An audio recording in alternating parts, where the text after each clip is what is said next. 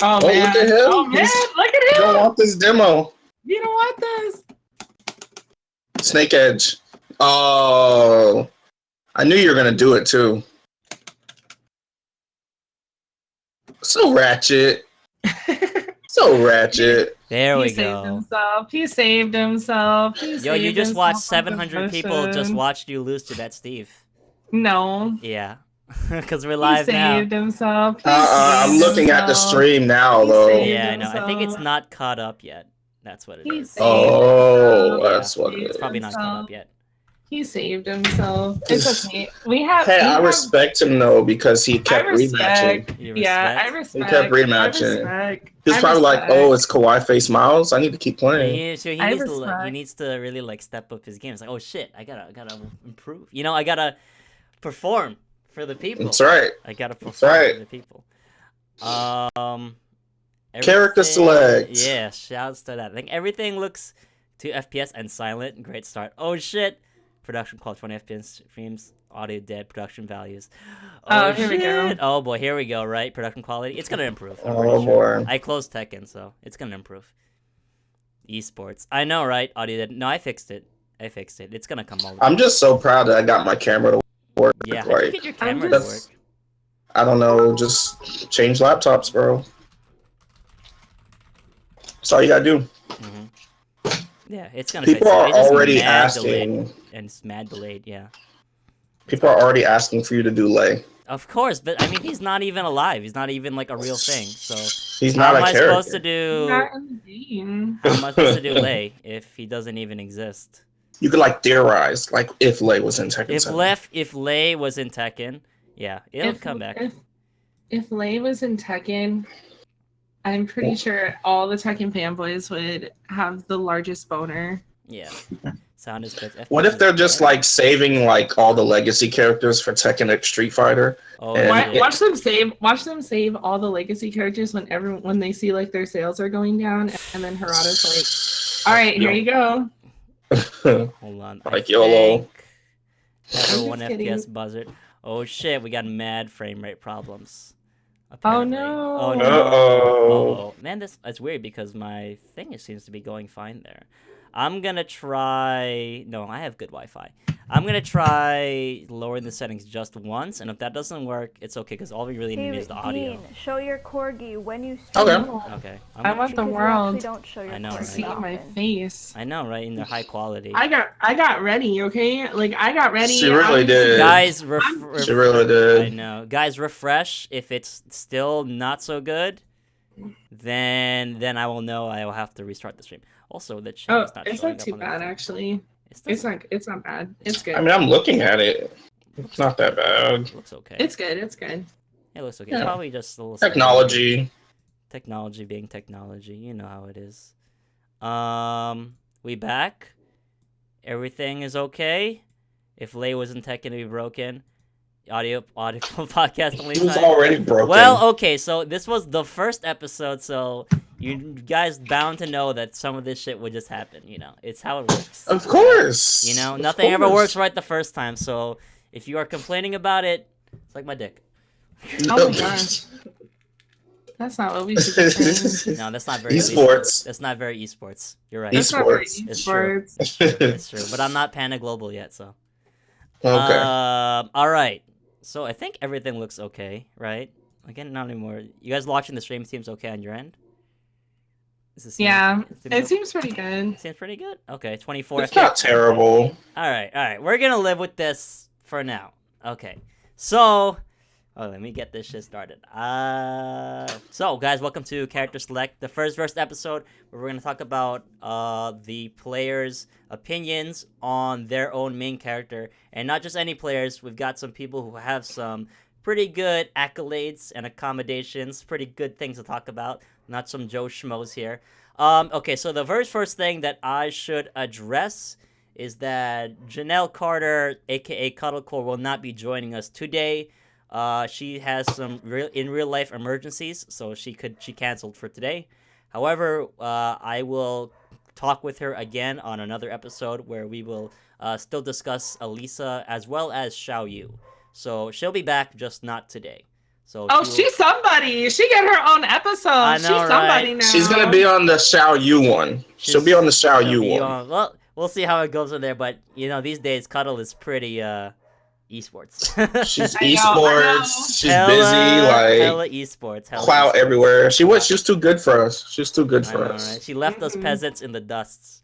Okay, so without further ado, I should introduce my guest here on the show. So the lovely lady here we have is the first U.S. female Tekken player to be partnered on Twitch, the winning team on the E-League, and in her own words, the ultimate NA wife, KawaiiFaceMiles, aka Miles McKenzie. How you doing? Yeah, I know. How you doing? Pretty good. She is an Alisa player from California, right? Yeah. Phoenix, Okay, Arizona. I was close. Fucking West Coast. And she's done pretty well in tournaments in the past. You've hit top 8 at least once before, I think. No. Close? I hit top 16. Top 16. Okay, I was close. Top 16. Was that like NCR? Yeah. It was Northwest Majors. Northwest Majors. You were fighting Silence there. I remember watching that. Yeah. And the gentleman to my right, or I don't even know where he is on the screen. He's like to your top He actually right. is to my right. He actually is to my right. So Top right. The top right. We have Javante. I didn't know your name was Javante. This was Javante. Don't say, bro. You got my government out here, bro. Yeah. Okay. So we got Vante Flint, aka NgObscure, from Florida, formerly from ATL, if I recall. I've always been from Florida, but then I moved to Georgia, then I moved back to Florida. Okay. The biggest accomplishment, he says, is that he is the champion of CEO 2015.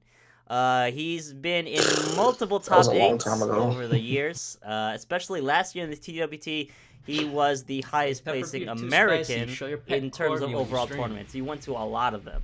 You were at a lot of TWT events in America. The audience demanded. And you placed 5th at DreamHack Denver, which was probably the hardest American-only tournament. Yeah, that tournament was stacked. Yeah. Those pools were like a whole major.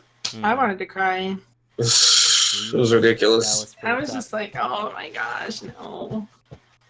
All right, guys. So welcome to the show. Thank you guys for being here with me, taking time out of your life. So I had you guys think about a lot about your character, hopefully in preparation for this event. I got some pretty hard questions, I think. So we're gonna get into it. As long as you don't ask me like frame data, we're good. No. Oh man, you're gonna have fun with the Tekken Jeopardy later.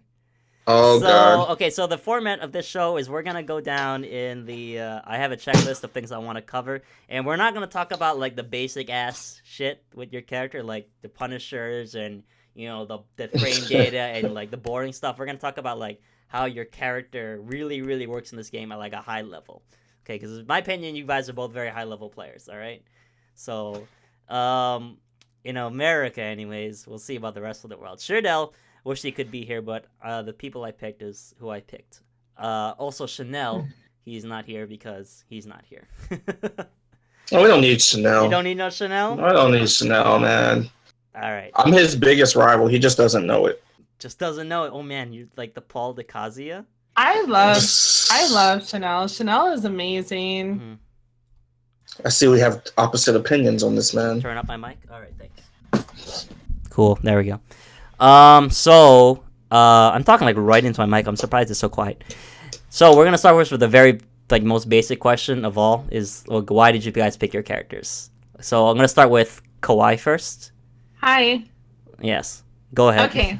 Yeah. So to be honest, hold on. Twice is playing in the background. It's obscuring my thought process. Right. All right. So when I first. So to be quite honest, the reason why I got into Tekken was because I really liked Alisa. Oh shit! Also, keep going. Yeah.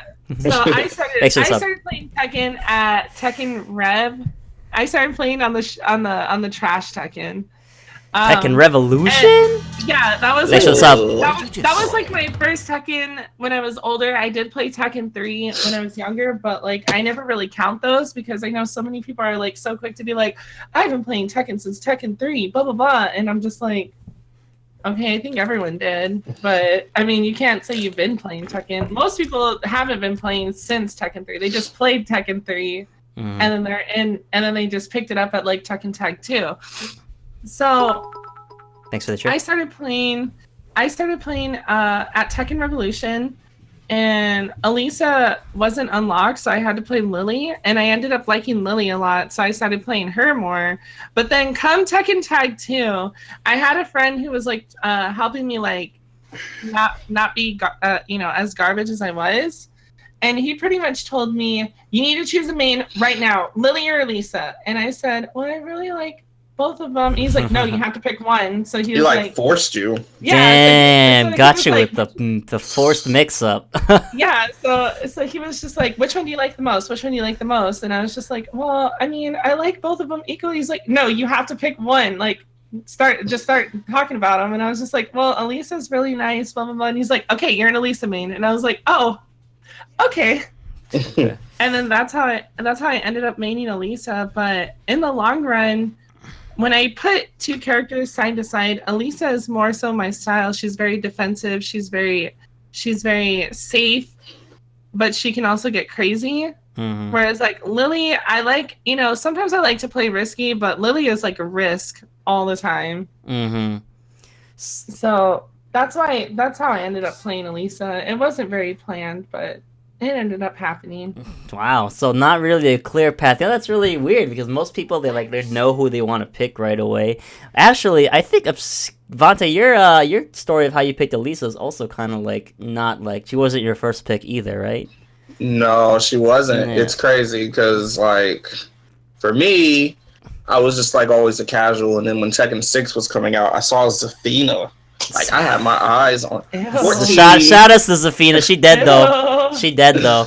14-year-old me saw Zafina. I was like, this character looks so cool. I can't wait to see her moves. And I saw her moves. I was like, yo, that looks awesome. She's like crawling on the floor and stuff. I was like, I'm using this chick. So like I was watching gameplay videos of her, and she was fighting Alisa.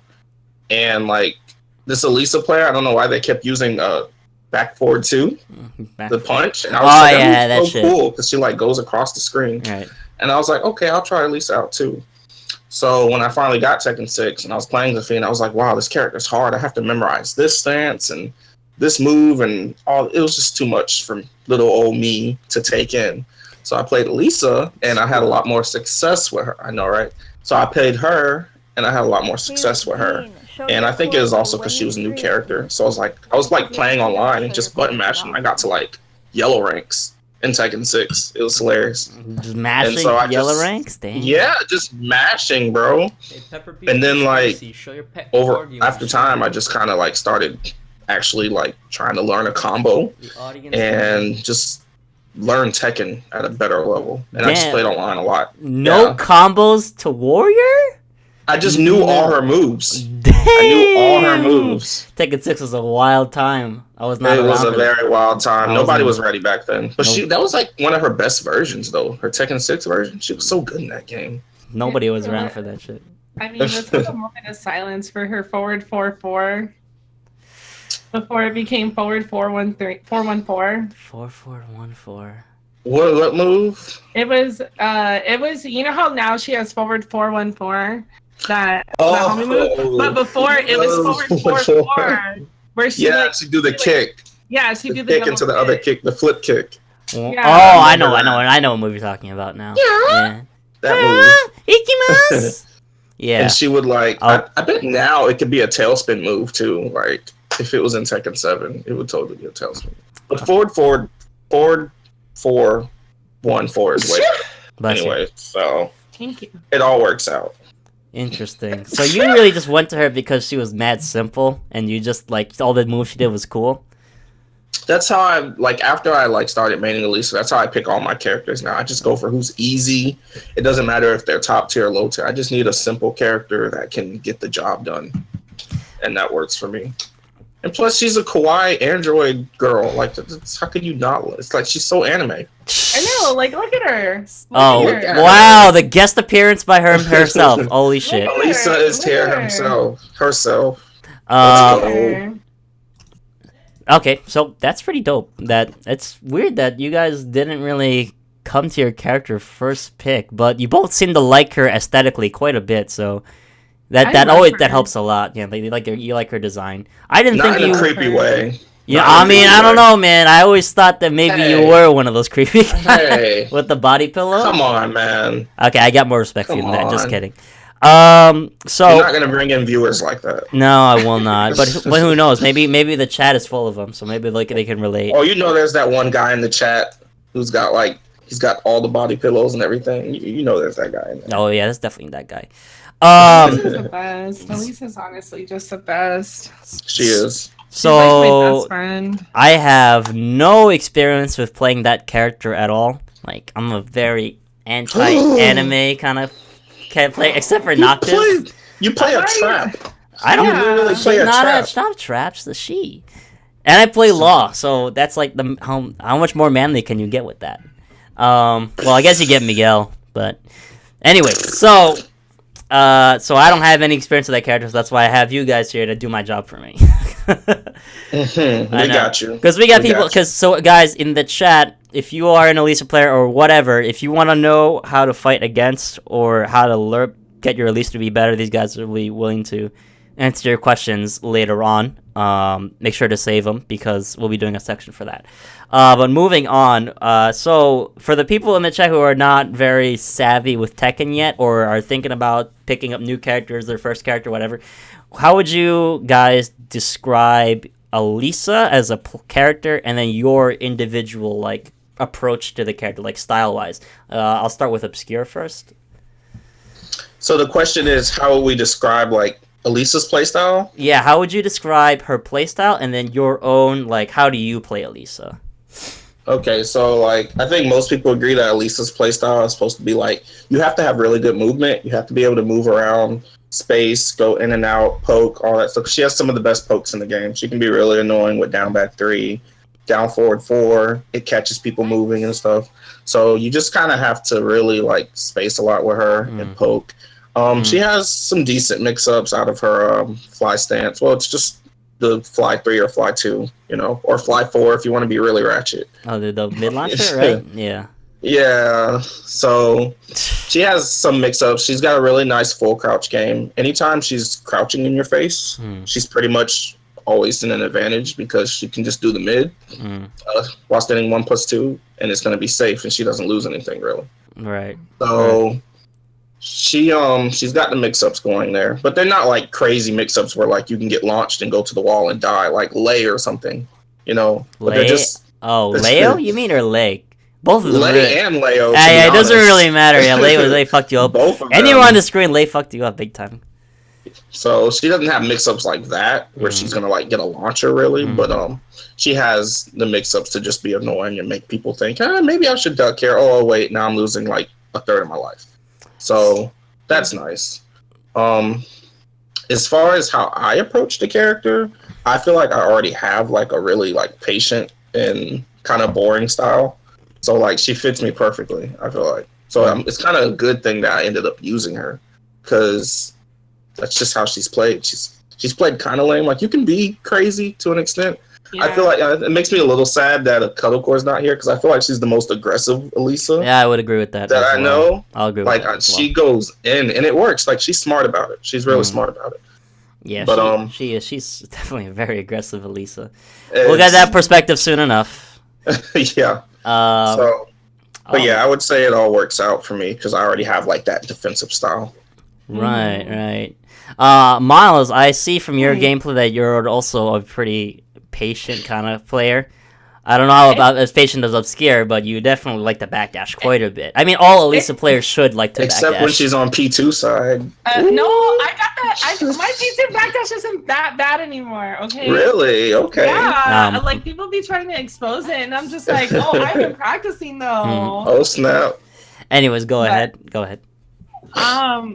Alisa is very like kind of to tack on to how like Bonte said, like overall she's like I feel she's very universal with her playstyle. Like yes, the overall game plan is to play very defensively and to also kind of bait a lot and poke a lot. But like overall, like you can use her aggressively, you can use her defensively. I mean, like aggressively, most people are gonna try to step her when she starts getting aggressive, but she has like 7 homing moves. 7. So No, she does yeah, have a like, lot. She does have a lot. It's hard to step her. I think she has like At back range, three, anyways. forward, Actually, 4-1-4, magic 4, wall setting 1+2, destruction 1+2. So like 5 of them. But like she's got the tools that make her a really good character. Me personally, whenever I play as her though, like most of the time I start out my rounds being very defensive and backdashing a lot. But once I realize that I've already instilled like the game and like the game I'm trying to play with my opponent like in their head, and I can tell that they're scared, that's when I just start going in, because it's just like at that point, what are they gonna do? Like, let's do like 5, let's do like 2 or 3 running 2s in their face, and then do like a back 3 just to keep them from trying to step me. And let's throw them at the wall. Let's do some wall setting mix-ups. Let's do like a shoe shine. So it kind of just depends. I hate that move. It's so good though. Like, it's really good. Yeah, I know. That's why I hate it. It just depends though. Like, it depends on the player and their play style. But I feel that it takes a lot of understanding of the character in order to use her more efficiently. Because, like, of course, she is an easy character to pick up, and she's an easy character to play as. But like at a higher level, you have to really understand your situations correctly, so that way you understand like when you should be whiff punishing, when like what range is she more effective against, like Eddie or Harang or Dragunov or Devil Jin and stuff like that. Like her matchups really depend on the playstyle you choose to play. Like, I mean, you would play Devil Jin differently with Alisa than you would play against like Lily with Alisa. Yeah, that's a big difference. Yeah, like it just really depends. It's interesting. And what would you say about how you play your character? Would you say you're the same thing, where you just like do whatever you feel like doing at the moment? I try to read my opponent correctly.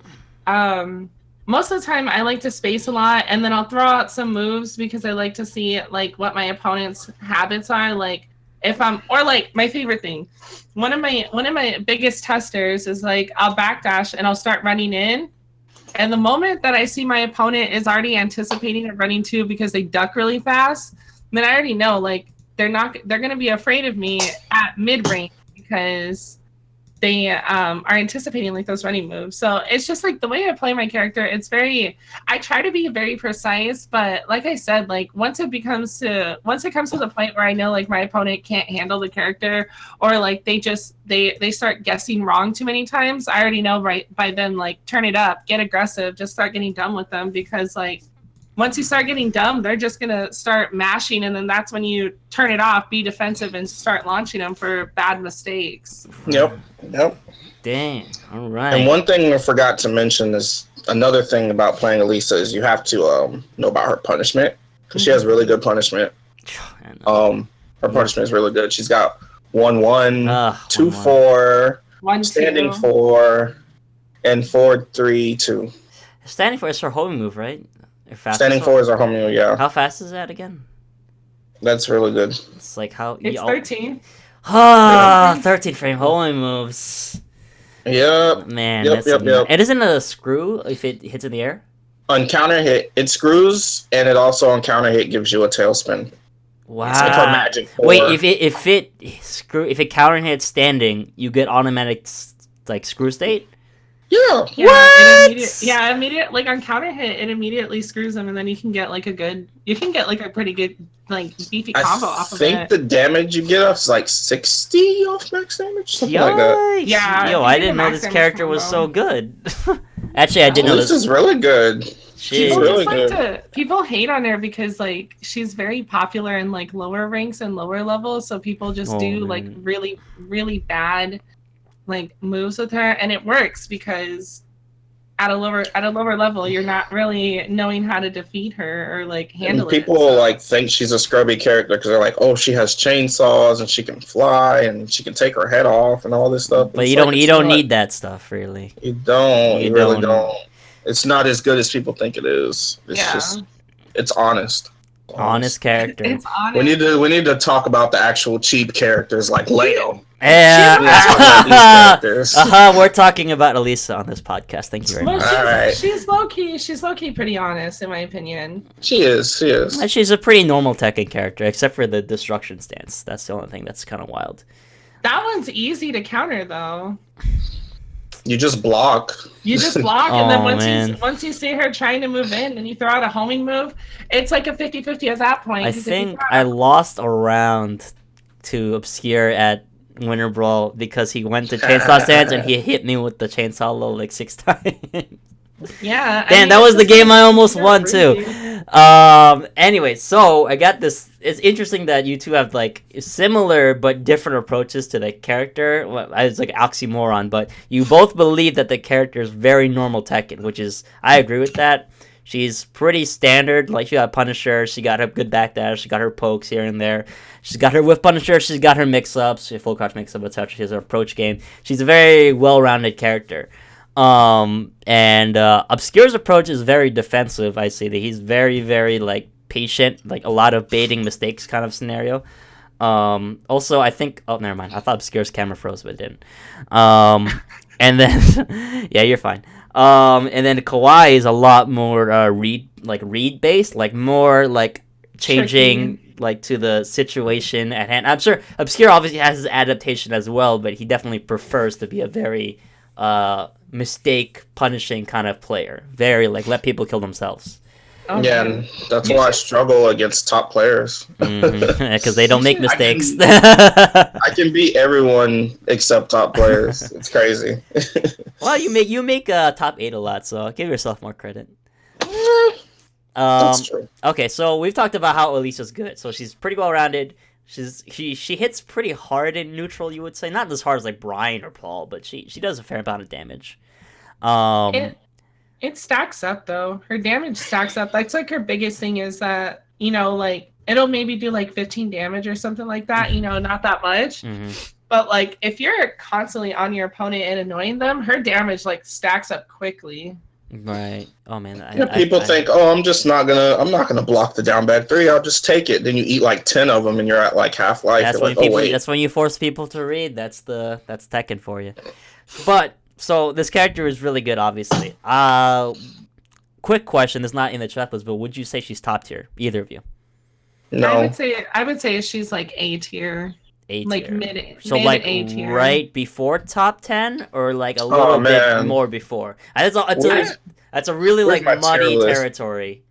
I don't know. I don't know. I would say she's like at that cusp of being top 10, like 11 trying to push into 10, but she can't really do it because there's other characters that have better tools than her. Yeah. But I think a lot of people discredit her and they put her at like B tier, and then they'll put Lily higher than her, and I'm just like, that makes no sense to me. That's pretty wild. I would not agree with that one at all. Very wild, super wild. You pretty much just say like in the same territory for both of you, right? Just like a solid, good character, not super cheap, but just good. She's all around. She's a good character. She's got tools for everything. She's got, she's just all around the full package. I think in Tekken 7 they kind of made her a lot more complete. They gave her the cancel from fly, where she can just stop right where she's at when she's flying. They gave her down 3. They gave her 2-4. Yeah, so down 3. They made her a lot more complete in this game. I was gonna say you started in Revolution, so you probably wouldn't know this, but Vante, do you recall that there were like Alisa players everywhere in Tag 2? Yes, because now the reason for that was because of Tekken Tag 2 Prologue. When the game was coming out, they released a prologue, which had Tekken Hybrid in it as well. So everyone had a Xiaoyu and Alisa, and a Devil Jin and a Kazuya. Was it Devil Jin, Kazuya? Yeah. Yeah, it was Devil Jin and Kazuya and Xiaoyu and Alisa. And Alisa is the easiest character out of all 4 of those characters. Right. So everyone had an Alisa at the start of Tag 2. I remember that. So many Alisa Asuka, Alisa Xiaoyu. Oh my god, Alisa Asuka. Alisa Lily, Alisa JC, Alisa Lars. That was a popular one, Alisa Lars. Alisa. Oh, yeah. There was one guy who played Alisa Marduk. That was weird. A lot You're of Alisa I think- Wang. Yeah, there was an Yeah. Alisa Wang player, that crazy guy. What was he thinking? Well, there was also Chanel was Alisa JC. JC. Yep. Alisa JC. You know, Alisa had a lot of nets plus Netsu with anyway. But we're talking about tag 2, so Alisa's a good character, but like, what do you guys feel is the scenarios or the traits about her that make her like weak? You know what I mean? Like, Oh, you know, oh. We exposing the character. yeah, now? so I mean, we gotta do both. We All right, gotta so expose the we'll go back and character? forth. So Kawaii, Easy. you have the floor. Oh, this is easy. Alisa cannot handle pressure. She doesn't have a lot of, especially when you have her back against the wall and you were just mashing out pressure and just really like frame trapping her. The only thing she could really do is either sidestep out of it, but if you're keeping her pressured in there, like she either has to wait for an opening and wait for a punish, or you can just try to mash your way out or try to sidestep out. I feel that when it comes to being pressured, Alisa just falls completely flat unless she can like get like a mini backdash out of the way and throw out maybe like a magic forward to kind of just be like, stop your nonsense. Stop, huh? Yeah. Cease. It would. That's interesting because I felt like a character with such a good backdash. If you're not aware, Chad, if you're a new player or such, Alisa does have one of the best backdashes in the game. I was actually playing her in the training mode last night, and I was moving, and I was like, damn, Leo can't move like this. Yeah. Plus her stance, like really, her stance in general, just it makes her harder to hit because she's just standing. She's just standing there. She doesn't have her legs spread out like Leo's or anything like that. Yeah. So like characters have to get really close to get her to like hit her feet Yeah, or she something has like a that. small. She has a small hurt box for sure. Yeah. Thankfully I don't have to adjust my combos with Leo, but that's just because Leo's good. I know. Shut Bears. up. Shut up. Yeah, bears. Yeah, but so pressure, you think, is the big one, huh? I feel it's pressure, or like a character that is a little bit more. I feel sometimes she can suffer if you're fighting. Okay, so I'm gonna say like in high level, say you're fighting like Cudons, like with Alisa or something like that. You know, you got Double Jin. Like it's hard to open up characters with her sometimes because if they're because you can kind of see where she's gonna go or stuff like that. But like Preach. yeah. So it's sometimes it gets harder to open people up with her. Like, I mean, you can try to do a down 3, but if like your opponent knows your character, like it's just kind of like, okay, so why am I doing that? Like, because they're just gonna block it and launch me for it. Like, I feel that pressure and sometimes opening up a lot of characters gets kind of difficult with her. Because you either have to take a really large risk to open them up, or you kind of just wait on their mistakes. And if they don't make mistakes, then the match just becomes really boring. What? That's Vontae's style, boring style. Yeah. I know, it's perfect for him. Vontae, you go ahead now. That was pretty good input there, yeah. I feel like she kind of hit the nail on the head. Is that how that goes? I think it's. You know, now that I think about it, I don't remember the expression either. That's okay. So nail on the head. I think that's what it is. The only thing I won't say I don't agree with it, but like I kind of see it, but don't see it. Is she said pressure, which like I get it. You know, she has a dick jab, which is good. You know, obnoxious. She has a dick jab. Because I know that's my go-to tool against like a Horong player who's just like locking them, just dick jabs. Dick jab is good against Horong in general, so it's good. Yeah, it is until they start reading it and you die, and that's another story. But she definitely does have trouble opening people up who know that she only literally if you hold back, she can only do down back 3, down 3, full crouch, down forward, 1+2. Shoe shine. Back 1. Yeah. Back 1. The bow. Oh, okay. I was like back 1. Oh yeah. If you want like the mix up afterwards, and they're gonna like, you know. Yeah. But I mean, you could try grabbing, but her grabs are really. I've learned this from just like playing her. Her grabs can be really easy to read because she can only access her 1+2 throw, where she actually extends both arms. She can only access that by crouching. Right. So You're a big fan of that throw. I know you use that a lot. It's such a good throw. it is, and they made it easier to do because in Tag 2 you had to do like a Chains of Misery input, I believe. So you had to it's do a like harder back, input. Back, down, back. Yeah. Down, back. So I never used it back then, but now they made it easier. I guess that's a buff. Is it? I guess that's a buff. That's Yeah. technically a buff. There's weird like input changes in this game that are good and bad. I agree. Like, But an example for me is like for Leo's, she has the triple shoulder attack, which you don't really see a lot.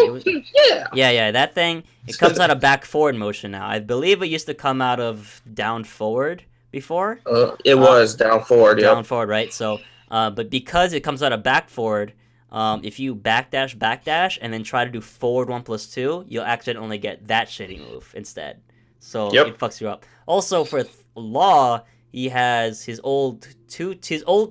tag 2 was punch into backwards elbow to back turned, but now it's 2 back 2 for whatever reason. I don't even know what the purpose of that change does, but now that it's 2 back 2, it makes it harder to use at a DSS. Hey man, get them emails ready. Talk to Harada. I don't know why they chase stuff like emails.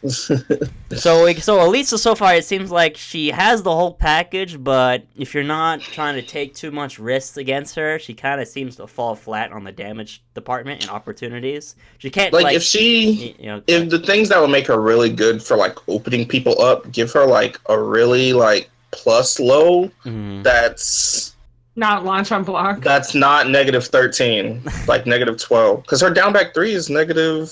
So, I think isn't it like -7 or something? Not her down No, back. that's on block. That's on. Wait, no, that's on hit. That's on hit, isn't it? If it's Yeah. -7. Wow, is that bad? You know, it's like -6 or something like that because it used to be like +7 on hit. It used to be +7 on hit. I think so in Tekken 6. We have. Oh my god! Shout out to Tekken Chicken. We're gonna find out.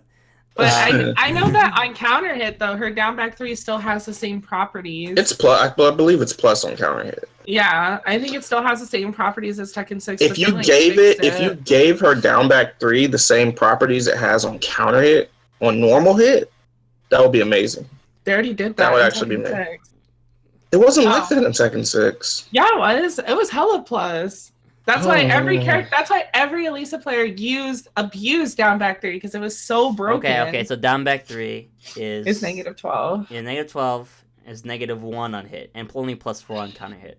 Yeah, +4. That's not a lot. +4. I mean, that's weird because like +4 is like a move that it's like a frame data that a lot of people get for their regular low hitting regularly. Like why does hers need to counter hit? I guess because they want to make her work hard. Yeah, to make her work hard. So if they just gave her a better low and gave her like a command, like an actual command throw, that'd be sick. That would actually be sick. You would wish you had like more throw mixes, but you have 2 1+2 throws, which is better than most people can say, I guess. But they're so easy to see.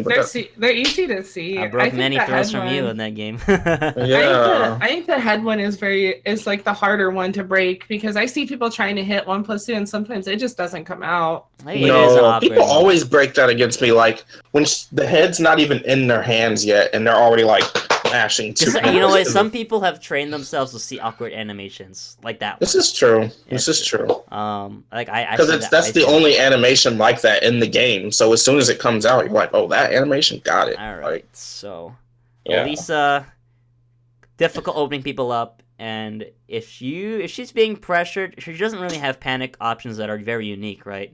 Just dick jab. I mean, she has Magic 4 and Dick Jab. That's pretty generic, but no like she doesn't have no like auto a thing. sidestep, no like auto high crush move besides Dick jab. Yeah, none of that kind of stuff. You can be nutty and do back 3+4. Or she has like down back 1/4, but it's so slow. Oh yeah, the backup stance. Down back. Okay, so Matterhorn. Fernando is telling me down back 3 was 0 in Tekken 6 and +7 on counter hit in Tekken 6. Oh, there we go. That sounds way better. Shout outs to Fernando. Thanks, old man Fernando. Thanks, Fernando. Game. I never played. I can't play anybody on the West Coast, so don't feel bad about it. It's like impossible in Tekken 7. Ever since I played Sukin, I played Sukin recently, and that was like 1 bar. Jesus. Thirst central. He is so thirsty. Okay, so we've got here. I don't know if you guys can see the stream.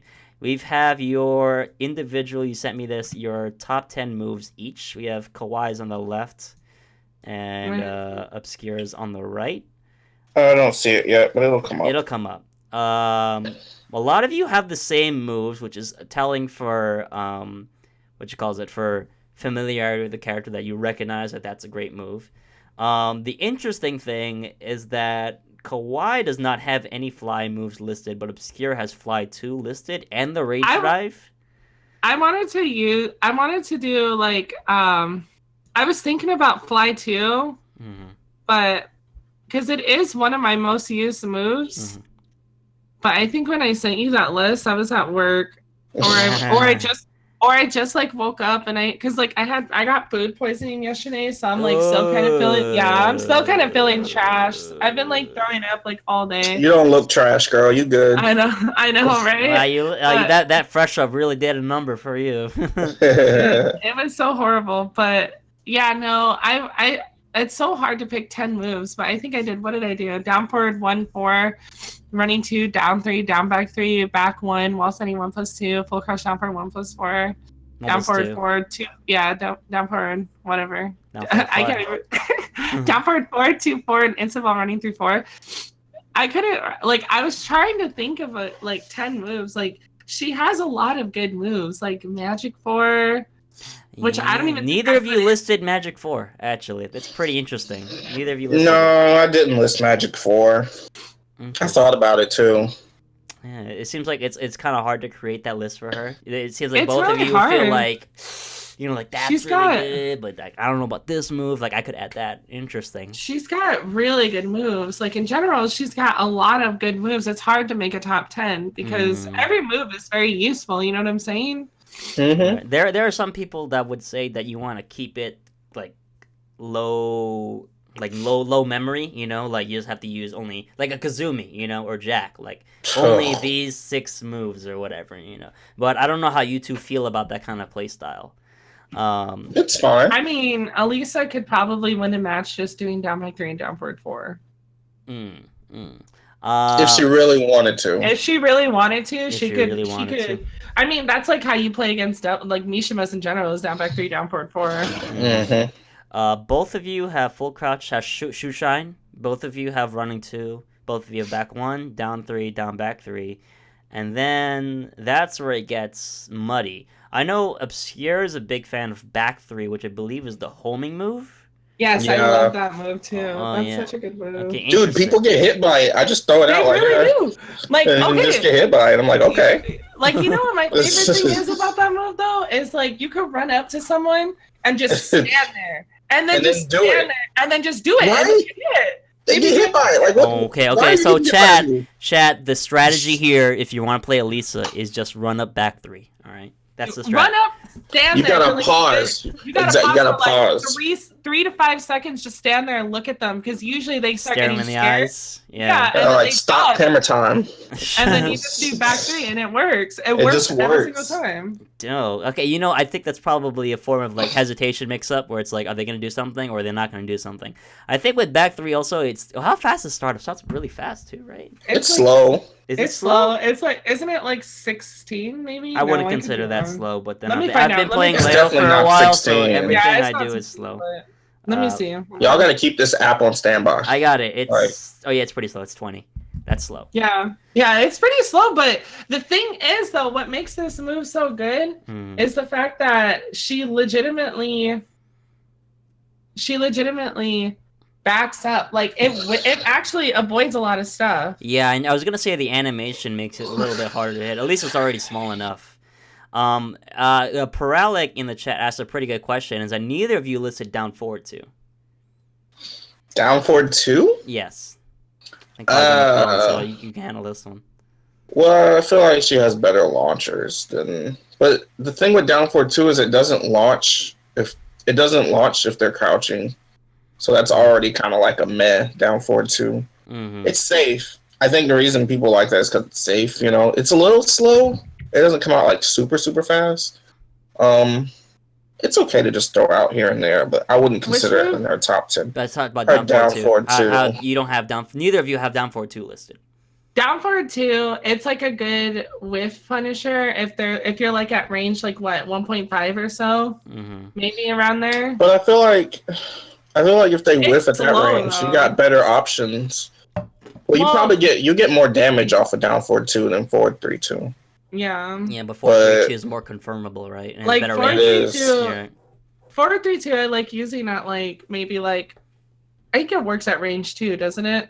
Yeah, it's got pretty good range. It's better range than natural 2, I would imagine. Yeah. Like if I'm a little bit further and I don't have time to like use down forward 2, like yeah, I'll use forward 3-2. But most of the time though, like down forward 2, I mean, you use it to punish, and you kind of like either if you throw it out and they block it, I mean it's safe, so you don't really get punished for it. But it's generic down forward 2. I always thought that it had more range than the other ones, but maybe mistake. Well, it's not more range than Leo's. That's for it sure. tracks. It tracks really well. Yeah, it tracks really well too. Yeah, that's a lot of down forward 2s track really. That's really obnoxious. A 15 frame down. Well, hers is not 15, right? It's 16. 16. 16, yeah. Yeah, it's a little slow. I don't know why it's 16. That's weird. Maybe because the animation. She does have a high crush in it? No. Nah, I always thought it did. Wow, interesting. nah. Okay. This man's over here taking notes. Like, I know he's about to like downloading go online. information. That's okay. When I do my characters, you can steal all the anti-strats. It's fine. There's no anti-Leo strats. You Yeah, just there die. is. Sidestep right. Sidestep right and just keep pressuring her. You die. Pick a wallless stage. That's the strat. Yeah, Pick a that's the wallless wallless stage too. Okay, so one of the things I want to mention here is that Obscure, I've talked about this many times to him, is that he loves the rage drive so much. I do too. I do too. Yeah, he's like, man, get that rage, boom, rage drive time. Bro, my finger be like twitching. Like, ooh, gotta press it. It's so good. Plus, it's like you can utilize it in so many combos. Oh, like true, right? it's just that move. It's like it's good rage drive, but at the same because it forces you into a 50-50. But if your character, if the opponent is like enraged, they can just rage art and then it's over. But that is a good point. I did not think about that. I think Victim tried that against you at Winter Brawl. I think Obscure. I didn't do. What happened in that situation was I hit him with a rage art, and then I flew towards him, but I knew he was gonna try to rage. He was gonna try his rage art to beat the options, but he didn't have enough life to take a. Oh right, okay. Two. Then he died to the tackle. Yeah, and then I like waved to the crowd like, "Nah, son."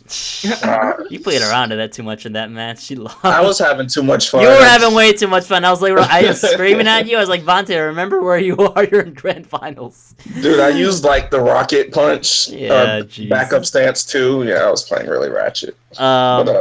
And both of you like the full crouch options. Vontae did not list while standing 1+2. I don't see him use that move that much, actually. I don't use it enough. I don't. You do not. I don't. Oh, it's such a good move. It is so good. Gasms. Yeah, it is so good because it's either like, okay, so say you're utilizing shoe shine a lot, right? And then you run up to an opponent after you just like knocked them down or something at the wall, and then you just you duck and they get up ducking. You just do while standing 1+2, and it's just like boom, they get hit because like it's a mid hit and they're like, oh, I'm gonna get this shoe shine, but then you're like, oh no, here's a mid. It's safe? Isn't it like really safe too? Yeah. On full wind up, it's like 0, so she doesn't lose anything. And it hits really hard to knocks down, right? And she gets some wonderful Oki off while standing 1+2. Yeah, she gets a guaranteed down 3, but like you can like mess around with them if they try to get up and crouch or anything like that. Like you can. She has some nice Oki off it. We'll just say that. Yeah. And it's homing too. And it's not parryable because it's a headbutt. Yeah. I didn't know it was a headbutt. It She like spins her whole head. Slap. It's a rotating attack. It's spinning top. She It's a dreidel. She goes. Woo! Jeez. I'm not gonna spin my body like she does, but she like. but like if you do the full wind up and they get hit by it, you can get a combo off of it. Yeah. You can get a combo off of her shoe shine too. Like you can do so much. That's the hard stuff right there. You can get counter hit. No, just regular. If they're on the floor and you do your shoe shine, yeah. Like say you get fly to like the elbow and they just stay on the ground. and then you just do the shoe shine. If you throw out down forward 1-1 really fast right after the shoe shine, she'll pick them up and get a combo off of it. Whoa, I didn't know about this tech. Oh, Lisa's mad good. Do you guys know this? Lisa's mad good. And she, full crouch mix-up seems pretty solid. She's got really good full crouch mix-ups. Vontae also did not list down forward 1 at all, which is interesting because most people would list their own down forward 1s. Now, I can see why he didn't list it, because her down forward 4 is actually her fastest mid poke. Is it 12? For me, her down forward 4 is her down forward 1. Really? Okay. Yeah, and I definitely agree. But however, I like her down forward 1-4 because it's just that poke that annoys people, because they're expecting something, and if you're just doing like down forward 1, back up, and then you do down forward 1 again, and then like you back up and then you do it again, more than likely they're gonna try to hit you right after because they think you're just gonna back up. So then you just do the full down forward 1-4 and you get a counter hit. And she's pretty plus after a down forward 1-4 on counter hit. Yeah, I believe. So it's nice. But why down forward 4? Why down nice. Forward 4 over like why is it her It's down fast. forward 1? It's just fast. It's fast. It's fast, and I think on hit it's like +4. Oh, I gotta keep this app open. It's Yeah, on hit it's +4. Yikes. That's So I didn't know it was +4. Yeah, on hit it's plus. Oh my god, there was this one time I was fighting Son of L on Tekken Tag 2, Ew. and we were doing solo Damn, battles. shoutouts. Blow-ups in the chat. Ugh. And he was using her wrong, and I had him against the arena stage in Tekken Tag 2. Yeah. Well, The blue one, yeah. I was fighting him, and then I kept doing down forward 4 because he kept trying to mash after it, and I just killed him by doing down forward 4 over and over. That's hilarious. Yo. Freaking wrong players. Negative side. Does it He push? didn't have a power crush back then. Well, backlash. He has a lot of power crushes, actually. I don't know what's up with that. What was I gonna say? Oh, so her down forward 4. Oh, does it push out on block? No. Only on I hit. don't think so. Only on hit, I think, right?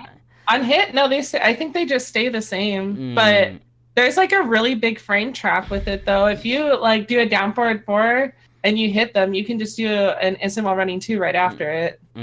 If you got those. I ain't got those. I got them sometimes. Sometimes. You probably only have them on P1. Ooh. Yeah, that's true. You know what's weird about me is I can't do DSS on 1P that well, but I do really well on 2P. But on 2P, my backdash sucks. So it's like taking the balance. There needs to be balance in the world. Yeah. Unless you're dragging okay, over so that's pretty good with the top 10. So that's pretty good. The gist I got from that was you guys really had a hard time picking it because there were so many moves that you omitted but were very viable a lot. And then there's a lot of honorable mentions. Then you seem to like rotate around a very core set of moves that do a lot of things for her, like down 3. That back one is like the full crouch, like it goes into full crouch, right? The mid. Yeah. That has the follow up that's a counter hit launcher, I think, right? If you do back 1+2, like if the head, she drops her head and on counter hit it launches. I only use that when I know my opponent's just gonna be swinging. I know when you use. I know exactly. Let's look at match footage. I just use it when they swing in. Both of you like the full crouch mix-up, which is pretty vital to Alisa, I would say. The full crouch mix-up, you need that to open people up, right? Absolutely. Down and she's got the grab. She's got the grab out of it too. 2-4 rage drive. Both of you really like the rage drive, so that's pretty much in there. Fly 2. What is Fly 2? I don't know what that move is. What is Fly 2? She flies and she does the elbow. Oh, is that the plus elbow? Yeah, but in Tekken Tag 2, it was a high and it was like super plus on block, wasn't it? Okay, well, so I need to tell you guys a story. Like, so. Okay. It's a high. It was a high in Tag 2. It was a high in Tekken 6. So like Tekken 7's out now. It came out June 2nd, and we're at DreamHack. Or yeah, whatever that. Yeah. So it came out, and DreamHack Denver was in October. So this is months after Tekken 7 came out, and this was like right before Top 8. I was like playing casuals with Kawaii. I was playing with Kawaii, and she was like, she did Fly 2. I think I And did it it hit like me. 3 times. She did it and it hit me. I was like, I'm ducking though. And she's like, oh yeah, it's a mid. It's a mid now. You didn't know? I was like, what the? So after all these months, I did not know that move was a mid. Like, It's so good. Well, it's good now. Like they nerfed the frame properties of it and made it not so OP because like before no one really knew what the frames were on block. They were like, I've seen so many like frame data sheets on it and everyone's like, it's like equivalent to like plus 14 or something like that. And I'm just like, Jesus. What? yeah, Jesus. like back in the day when it was a high, but you could duck it. But it has a lot of lingering frames. That's another thing about Alisa. She has a lot of lingering frames in her moves. Like long active hitboxes. Yeah. Her freaking rage art. Oh yeah, you That- know, I hate that shit. I don't ever try to like launch it. People duck for like 10 seconds and they think, okay, is it safe? And they're like, oh You no. get tagged into it. You would think it would do less damage if you got into it late, but it doesn't. It does the same thing. or like a back forward 2. Mm-hmm. That thing's got like hella lingering frames. Like it just sucks you in sometimes. The vortex. It really does. Yep. All right, so good for the top 10 moves. Now pause. We're going to talk positive things again, thankfully, before we get into negative things. So, this Tekken 7, I feel like, is one of the most polarizing games in terms of matchups. Like, there are characters in this game that F you up if you fight against them. Like, for example, you may or may not say this, but I've heard a lot that Yoshi fucks up Alisa pretty bad in terms of on paper. In a similar way, if I was Leo and I fought Eddie, that's not a good matchup. Or let's say King versus Xiao Yu, that's a pretty shitty matchup. I didn't feel like it was this way in Tag 2, but that's probably because you had, a tag team, so you didn't have to worry about matchups so much because you just switch your character. But on the positive side, what do you guys think is like if you see this player like an opponent and he picks this character, you're like, he's dead. He's dead? Like Alisa Alisa will fuck So, this like- guy up. So like a matchup for Alisa, that's Yeah. like she's gonna win. Oh, easy. Capos. It's a Capos. Interesting. Okay, And- go ahead. and- Explain that. I already know me and Kawaii's philosophy on this is different. So I'm Okay, going to let you good. guys hear her Okay, first. Good. Okay. Okay. Go ahead.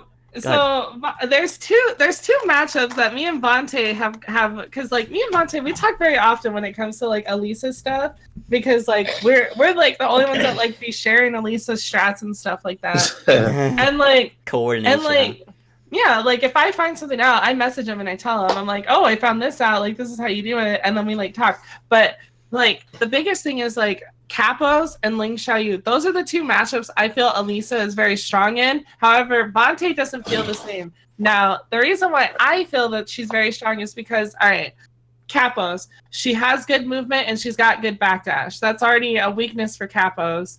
And then she just has to sidestep right. However, I think it's like down for a 3+4, that like wild ass launcher or whatever. Mhm. She can punish it with back 3+4. She can she can lift. Like she can what can she do? She can float him like easily down 3 to get him out of stuff. Like she's just got the tools to get him out of it. Or like when you have like a Capo that's doing like the handstand nonsense and stuff like that, she just got a downpour 1+2 and she just like gets a combo off of it. Like she's got a lot going for her with that matchup. I mean, if you guys saw my match against Oath at final round, Did you beat him? Yeah, I did. Oh, get fucked. Oh. It was a hard battle though. It was a hard battle. It was a very hard battle. I see. But yeah, she's just got a lot of stuff. The only thing she really sucks at against Capos is like you cannot rely on down 3 at tip range to get down 3-1 because their backdash is so ridiculous. Like they just have to backdash once and you whiff it. Interesting. Okay, but what about Xiao Yu? Xiao Yu, okay, everyone knows by now. If you don't know by now, Xiao Yu dies to patience. She does. I feel like she's a better defensive than she is an offensive character. Yes, and Alisa can blow up Xiao Yu pretty easily if you're very patient and you read really well because like okay, so you got AOP. What can she do to get them out of AOP? Down back 3, upward 4/4. And then you got her Cali roll. Well, if they're rolling at you trying to scare you, you can just do back one floater and then get a combo off of it. If she's trying to set you up for like a frame trap, just like what is it? Cali roll? A lot of people like to do Cali roll and then do the parry or something right after it. Right. And Yep, Elisa can yep. immediately just do back four and counter hit her and get a combo off of it. Option So, select, option in the select.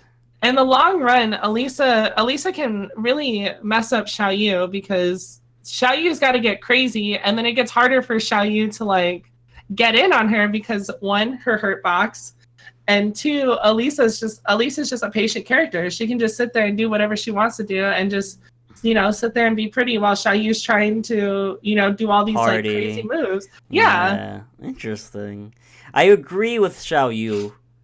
I think I agree with Xiaoyu on that. With Capos, I need to see. If I were to believe it more than the match, I would need to see how she floats Capos out of like the the specific stuff, like the important stuff, like back 3-3 or while standing 1-3. Oh, easy. Also, okay, so say you have a capo that does back 3-3. All you have to do is just do, as soon as you block it, just do down forward 1-1 and she floats them. Yeah. And you get And just she get gets a full floated. combo. Oh, Yeah, she jeez. gets a Okay, full I combo believe it. off I of believe in him more. I also think that Eddie is also bad against turtles.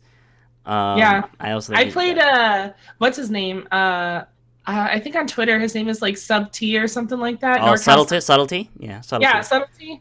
Yeah, and I played him against his Eddie on ranked. I ran into him, and like it was going pretty. It was kind of like there were a lot of times I would blow him up, and I would be on like a 4-game streak, and then he would beat me and stuff like that. Like it wasn't by any means like a huge like closeout, but in Eddie's favor, it just wasn't. It wasn't. You felt like you fair. stopped him from doing stuff that he would normally get away with. Yeah. Okay. Because he stopped. Because like at first he kept trying to hit me with back 3-3 and just like the normal like while standing 1-4 or something like that. And once he saw like I was just floating him after everything, like he had to think of a different way to get in. Mm-hmm. Because I was not having it. All right. Okay. She wasn't having that. Interesting. I think the movement is also a really important part about that. At least specific hurt boxes too, like where her moves hit. Or generally, if you have a character that has a lot of big mids, that they are generally really good against like your crushing characters. Like I feel like Noctis is super good against Eddie for the reasons like this.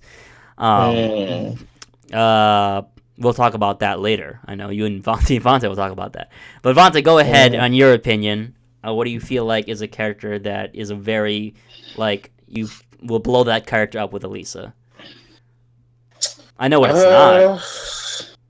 There's a lot of, like, the thing is with my philosophy of Tekken, I don't really feel like there's a lot of bad matchups. There's only, like, maybe 10 to 12 bad matchups in Tekken. Mm-hmm.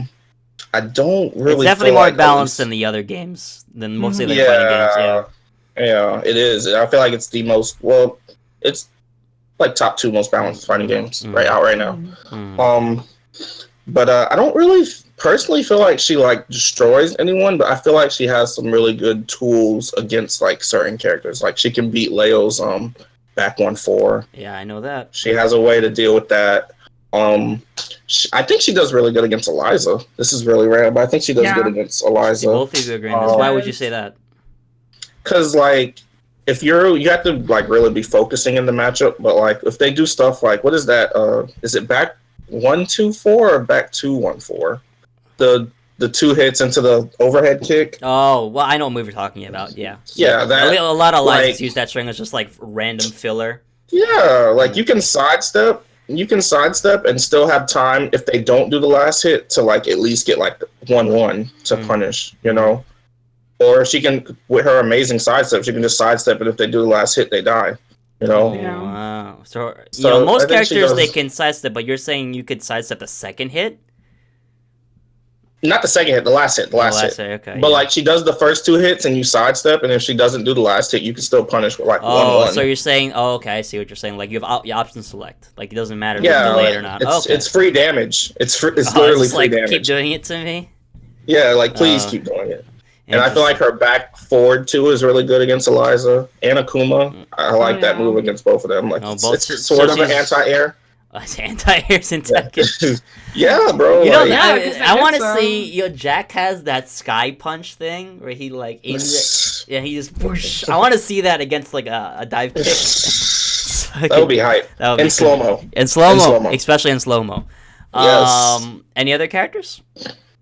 That she does really good against. I feel like overall she's just pretty even overall. I think she only loses one matchup. Overall, I'd say like. Was that she matchup does- Jack? No, she doesn't lose to Jack. I just Okay. suck in that matchup. No, yeah, she really doesn't. She has a lot of moves that blow him up. Like honestly, truly, I think Cuddle was talking about on a thread on my Facebook. Like she has a lot of stuff that blows up Jack. No, like straight up, if Jack blowed up Alisa, we would have beat Kawaii's team because you guys had 2 Alisa players and we had the 2 best Jacks in the country. Yo, So if that was the case, you were on Pokechop's team, were you not? no, No, he was on sorry. Anakin's team. Anakin's team. I'm sorry. I wasn't on Shadow's team, or else I'd be richer right now. Damn it. But I mean, I had Lord speed Jimmy kicks. lurking in the background. I had speed kicks shaking in his boots. He didn't know what to have. And what's funny Hold is that thought. Hold that thought. We're gonna talk about that later. I want you to okay. save that. Hold that thought. Hold that That's a thought. good one. That's a Hold good that one. thought. Okay, moving on. Vante, since we're on you, what is a Lisa matchup? You don't think there are many bad Alisa matchups. What is one that you feel like is annoying for Alisa? Mishima's. Everyone looks at me crazy when I say this, but I'm looking at you crazy. She only loses one matchup, and she loses to Jen, in my opinion. Jin! I feel like Jen Absolutely. beats Mr. Normal Alisa. Tekken himself? Mr. Normal Tekken himself. I feel like Jen beats Alisa Okay. because, Jin- like, not for any crazy reasons, like, oh, he can just do it. Like, okay, so if you run towards him and you try to do, like, running, you do running 2 and you think, oh, okay, that's fine. Or you do, like, running 3-4, he can parry. So it's like, he doesn't have to worry about that mix-up. You can bait it, though. So that's like that's just a mix-up thing. But that's like, hard in his the first poke- of 2 because you have to learn that. If Yeah, you're yeah. playing against a solid Jin, though, I see what Vante's saying. If you're playing against a very solid, very strong Jin, it is so hard to open him up. It is so hard to open him up. I like 9 times out of 10. I will admit it right now on this stream. I have lost to Run It Black so many times because his Jin is just so strong and so solid that it's just so difficult to open him up. I feel you. If he doesn't Forward he 4. doesn't need to take a lot of risks. Yeah, Jin's forward 4 is like, shut up, Elisa. Like, stop. Yeah. Look at my leg. Down, Look at girl. my leg. Like, that's literally like, sit down. Like, I made you. Oh my god. Did? I Okay, made he you. kind of did. He kind of did. Tekken Like, status you're the Tekken reason 6.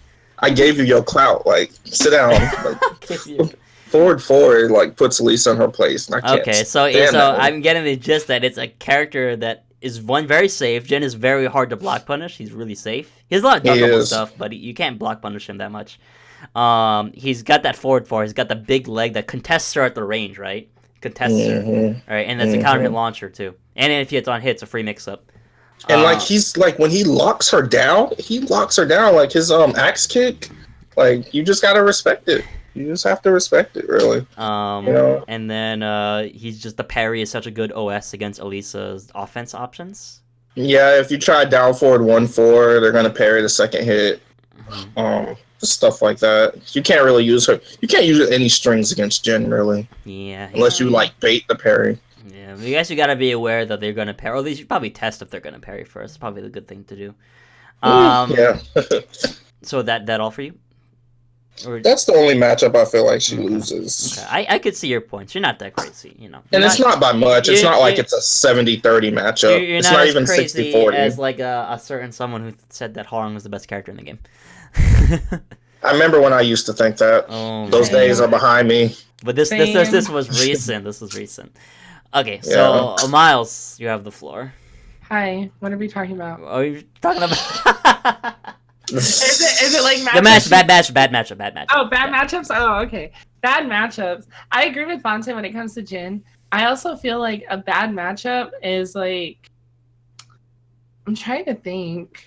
Chad is saying Yoshi a lot. I've heard that a lot. Yoshi is okay. So here's the He's just thing. annoying. He's annoying to play because if Alisa just running 3-4 and he blocks all of it, he just gets a free flash after that. Mm-hmm. And like that, it gets really risky to use that because like she can't like go in. I fought what's his face? I can't remember his name, but it was this Yoshi on PC.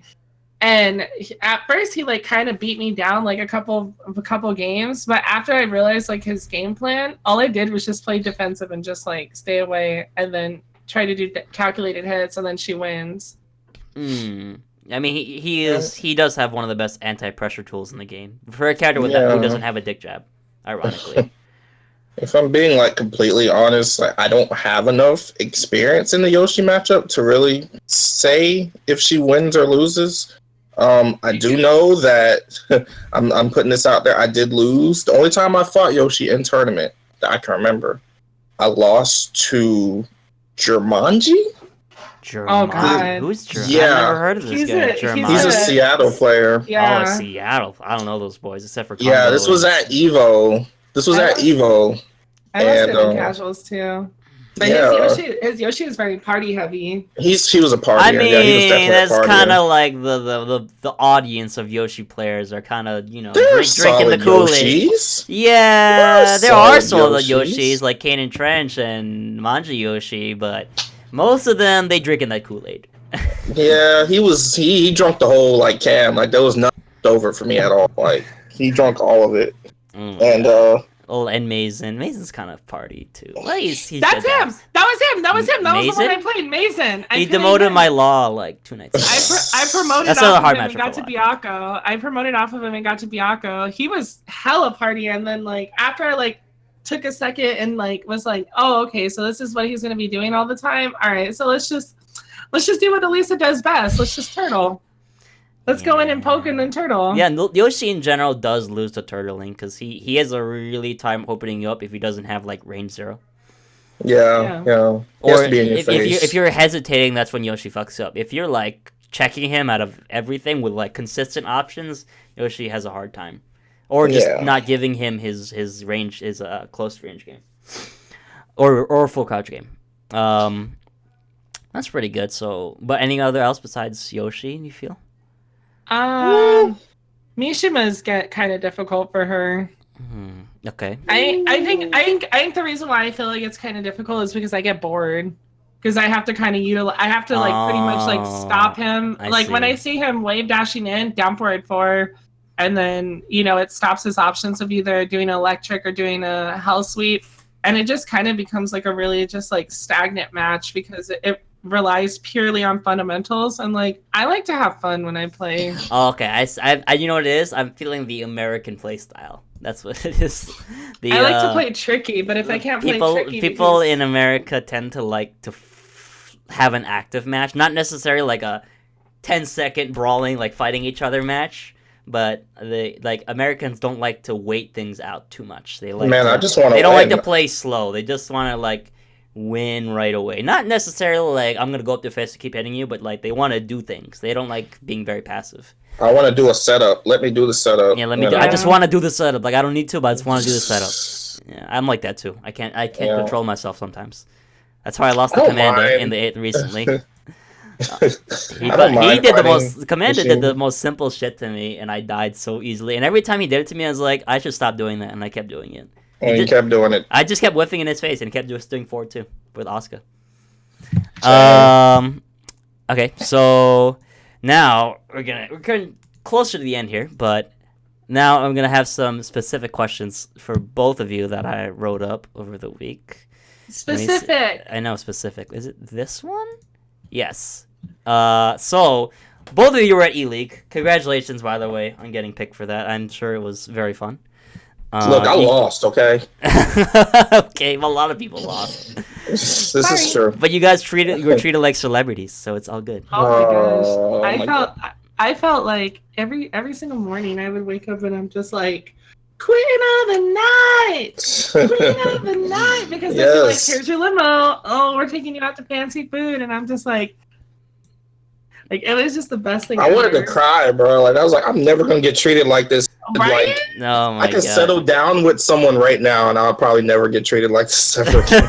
Right? You know, like, Anyways. So, at E-League, Miles faced two opponents.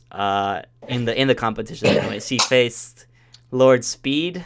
Yeah, there's the winner's match, and Lord Mateo.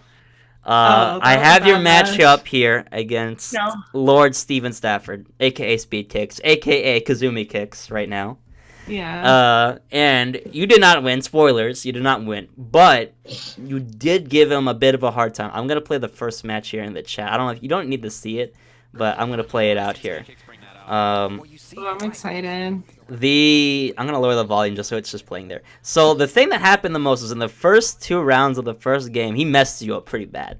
Like he was not scared at all. He's like, KawaiiFaceMiles, never heard of her. My name's Speed Kicks. Look at these kicks. What's funny though is that Vontae was telling him, throw her on 2P. She can't do anything on 2P. And I was Is that why he kept doing it? Yeah, so then once I realized that's what he was doing, I was just like, here's a 2 throw, like, put me back on my side. So interesting. You know, Sajam thought it was the other way around. Sajam thought that he liked 1P, that's why he kept doing it. Wow, no. Well, there goes Sajam's info. But anyway, so you blew him. He blew you up. First 2 rounds pretty quick, and then the third round you had a miraculous perfect. Like he just got hit by everything. Oh, man. This is like the best thing ever because Vontae was like, why are you telling everyone about your setup? You're never gonna get it off. And then you got it off. I did not say that. Play the match. Let's see this. I am playing the match. It's gonna show up as we're talking. It's hard to like time it well because the stream is delayed. But then you came with that perfect, and then the 4th round, you really just beat him. You beat him in that round solid, except for the flamingo sidestep rage art. But you were doing down 3, so he should have known that would be evasive. But dude, I was trying to do so spoiler at the end though. The end was the worst part because I tried to do her rage drive. Instead, she just did down forward 2. And I was just like, well, I lost. All right. And that's why I lost. If I would have just done the rage art and then just like chilled out for a second, he probably would have lost. Yeah, you really had a really quick adaptation and a bit of a download there. Even though you did lose that game, and then the second game, like that first game felt like really like he was in danger. Like he had to really like start sweating, So you want to talk about a little bit how you felt when you were playing Speed Kicks? Oh my god! In general, I just like my hands were shaking. I like couldn't breathe. I was just nervous. I was honestly just extremely nervous because there was just so much pressure, and I was just so nervous fighting in general, just on E-League because I had a lot of pressure. I was just like, oh, I gotta do well and blah blah blah because like this is what I wanted, and then like obviously it went. All my good luck went over to Janelle, so that happened, but well deserved though. She fought very hard in the entire tournament. She did extremely well. But yeah, I did down forward 2 instead of her rage drive, and that's how I ended up losing. But I mean, honestly, Speed Kicks, I have to say though, it wasn't completely free, and I knew Speed Kicks was feeling like it was just going to be free. And he was just going to get rid of me really quick. But no offense to Lord Steven, but I definitely know when he sees an opponent, he just wants to devour. Yeah, and I knew he was just like, I just have to destroy him real quick, blah, blah, it's nothing, it's kawaii, like, all this stuff. So I was just like, I was glad I was able to, like, shake him up a little bit because, I mean... What do you think was the thing that was most annoying in the matchup? How well do you know Harong, by the way? That's probably a really important question. I've learned Harong a lot better now. So like when I fight Harongs, I can recognize the strings more, and I just low parry a lot because now I know what strings are doing. I don't sidestep, which is like the worst habit. But like at the time, I was just extremely nervous, and I like forgot everything. Only thing I was just like, as long as I can get this like one setup at the wall, I'm happy. Like I got this. And Vontae was just like, don't do it. Like you telling everyone no one's gonna fall for it. And then he fell for it. He fell for the setup at the wall. People forget about it in the clutch. Well, especially because like the setup is like at the wall you do with Alisa, once you get the wall spot, you do back 2-4, and then if they tech, you do down 3-1, and all of that's guaranteed for another resplat. Whoa, that sounds like a lot of damage. Whoa. Oh, because Yeah, back so that's forward how I 2 got has it. really fast recovery, right? So it lets you do that. Yeah, and plus like the hitbox for some reason just like gets her at tip, even though she's like really close to them. So I don't know. It's a really weird setup. I stole it from Chanel. Lord and, Chanel. We'll talk about him later. Lord Chanel. No. Come tell me that. No. Anyway, so you were just really nervous, so you couldn't really think of anything. Dude, my hands were shaking so bad. Oh, my hands were just like you I need was to just chew some shaking. gum. I was chewing gum. I was chewing like a You need to horse, chew and more I gum. still was. You need to chew more gum. So stressed. I was so stressed. Okay, so yeah, I mean you are gonna be TV, so that's a lot of pressure. I'm sure Steven wasn't thinking about that at all. But anyway, so it's mostly the nerves that got to you. If you were to play Speed Kicks again, and let's say there's no nerves involved, would you have a game plan against such a Harong player of that caliber, or Kazumi? I mean, Speed Kicks lurking. Harong? Oh, I would if I was not nervous, I would easily body speeds Harong. Easily. His Kazumi though. Clip that shit. Clip that. I love you, Speed. His Kazumi though, I don't like that matchup against Alisa because nobody likes fighting Kazumi. Trust me, nobody likes fighting Kazumi. It's so annoying. Such an annoying matchup.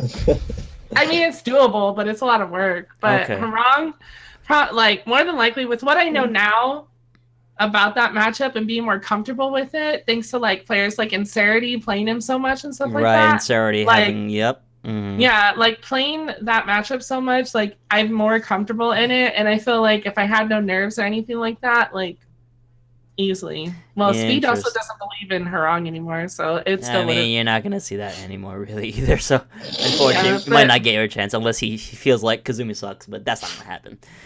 Most likely not. Interesting. Okay, and then I'll come back to you for a second.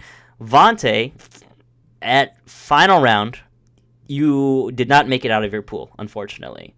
Nope. You did not. There was a demon in your pool, and his name is Nick De Jesus.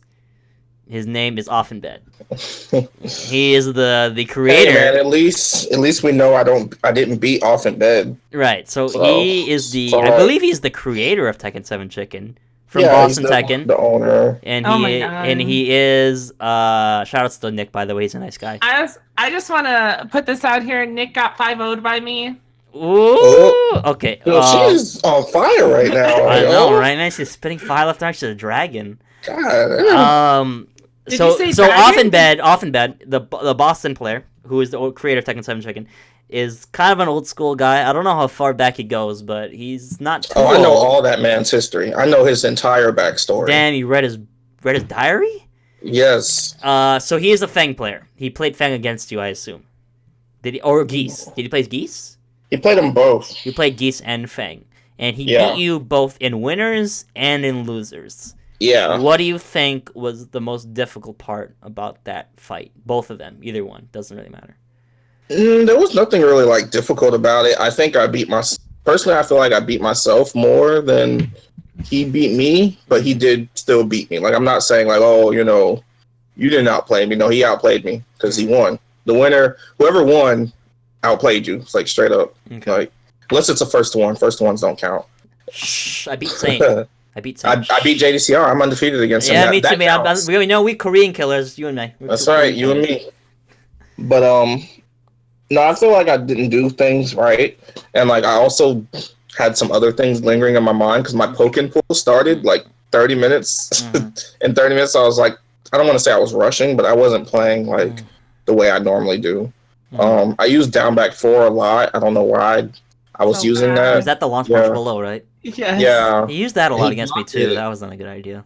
Yeah, every time he blocked it like twice, and I was still doing it. And I just kept like internally face palming, like, why am I doing this? Right. So there's just some weird stuff going on. Did he play Geese? I don't feel like I lost from not knowing the Geese matchup because I played a guy at winter brawl named Soft and Wet. Yeah, he's from the DMV area. He's not too bad. His geese isn't the best, but it showed me a lot of stuff. Mm-hmm. And I also played Post Malort at Frosty Frostings. He has So, a geese. Oh, right, he does have. He has a geese. He has a Leo and a geese. Right, I saw that Leo. There was way too many back 4-4s in that. Just saying, especially against Claudio. That was a bad idea. That's a bad idea. Don't never do that against Claudio. Anyways, so go on. I had some decent geese experience, but and I'm sure Nick knows it too. Like, yeah, Obscurity didn't play like his normal self, but we take those. You know, I got outplayed, and then I got to go to my poking pool. I made it on time at least because I got bodied pretty quick, so it all worked out. I wasn't salty because I originally wasn't gonna go to final round. Oh, so you weren't really prepping for it? No, not really. But final round is like it's the Tekken tournament, you know, and now it's gone apparently. I wish I would have tried harder. I've never even been to final round, so you're better than me. Final round is not gone. We have to show our support in the community and let them know we do appreciate everything that they do for us. I'm just gonna give Larry a hug, like, yo. That's your support. So you just felt like you were making too many mistakes in the matchup. It's not really not really about Alisa versus Geese or Fang or Off and Dead. No, it's just like you're making bad choices, bad decisions. Oh look, Just Frame James is in the chat. Hey James, remember when I beat the shit out of your Kuma? Me too. Oh my god! She's she's 3-0 right now, yo. Ask me where this all comes from. Ask me where this all. Let me get Cade in here. Let me get Lord Cade. No, Cade's good. Cade's good. I don't care what anyone says. Cade is very good. He's a very fundamentally strong player. I've never played him. He's good. I played him once, even though I saw him at Strong Style and we ate together too. I never played him until like when I got back home from Strong Style. Anyways, so okay, that's a good point. It's an interesting analysis into like your decision making matters so much in the first or two. Like in a death match, you get like, you know, try some things here and there, but in the first two, you gotta make every decision count for tournament. Yeah, especially against Fang and Geese, because they love it when you mess up. Yeah, you mess they up, are. They are definitely like they're like licking their chops. Fang bro. especially is so great at creating opportunities to mess you up. I hate that about. I hate fighting Nashi. So I messed up, but So what were the scores? Was it 2-1? Both times? Both games were 2-1. Okay, so you put up a fight. Yeah, but I'll get him next time. So okay. Let's see. We have time for this. Yeah, I'll go quickly. Miles, you also fought Lord Mateo, and that was a very different match from Speed Kicks. God. Mateo, you played both times. You played on an infinite stage. I noticed when I was watching it. Was that you backed up a lot, and he came forward, he hit you like once, backed up, and then he came back again, hit you like once. Go ahead. Yeah, I froze so much. Okay, so the difference is like I've played with Nick before, and I used to play with him pretty well, and he was helping me with that matchup against Fang. Mm-hmm. However, Mateo's Fang, he doesn't care. He does not care. Mm-hmm. He does not respect you, and like. That was my issue, and I ended up just freezing because, like, it's just, like, I think Fang for me is a pretty hard matchup because it's, like, that pressure aspect and stuff like that. However, I know Alisa can do really well just by backdashing him. At least that's what Nick DeJesus told me. Mm-hmm. And, yeah, that was just my worst. That was, like, the worst match. I was so disappointed. It was, looking at it, it was kind of like he didn't have anything to be afraid of. Like you backdash, and then he came forward, he did a mix-up, and then he left, and he came back, and he did a mix-up again. Yeah, that was bad. Did you have a game plan going into that? No, you didn't know, you know that you would fight Mateo? Yeah, I already knew they were going to put him first, but I was just like, oh, great. Like, this is not going to be good. So you were not confident in fighting Mateo at all? I was not, because Mateo always beats me. Like, he is just, he just does not care. He is a very disrespectful player playstyle wise, unless you're like Fab or something, right? So he was like, you wanted to play Tekken with him, right? You want to play normal, like we're gonna go back and forth, but he was like, nah, take these mix-ups. It was bad. I was so stressed out against him because I just don't like Fang. He is And there Fang was is like ugly. He is there was kinda like ugly. something I wasn't aware of when it came to like punishment. So I let a lot of like launch punishable stuff like go past me. It was bad. Right, like some of the backswing blow and stuff. Yeah. Yeah, like it was pretty bad. If you were to do that matchup again, how would you change? Besides nerves. Regardless, I still don't know a lot about this matchup, so I really don't want to do this matchup again. Like I want to do more studying against Fang because every Fang plays differently. They do. So, Me and and Nash it's- go back and forth a lot, but I can't beat Mateo's Fang. So Yeah, so it's just like I definitely want to study more on Fang before I ever ask for a run back against a Mateo because that was just difficult. It was so difficult. I would say that Nick is correct when he says that backdash is probably your best friend against Fang because Yeah. it eliminates his Kempo mix-up and his back turn Yeah. mix-up. Especially because if you are... The only time back turn is scary is if you're in range 0 because of the low sweep. So if you Yeah. backdash out of that, it doesn't become... Even if you get hit by it because it's not clean hit anymore.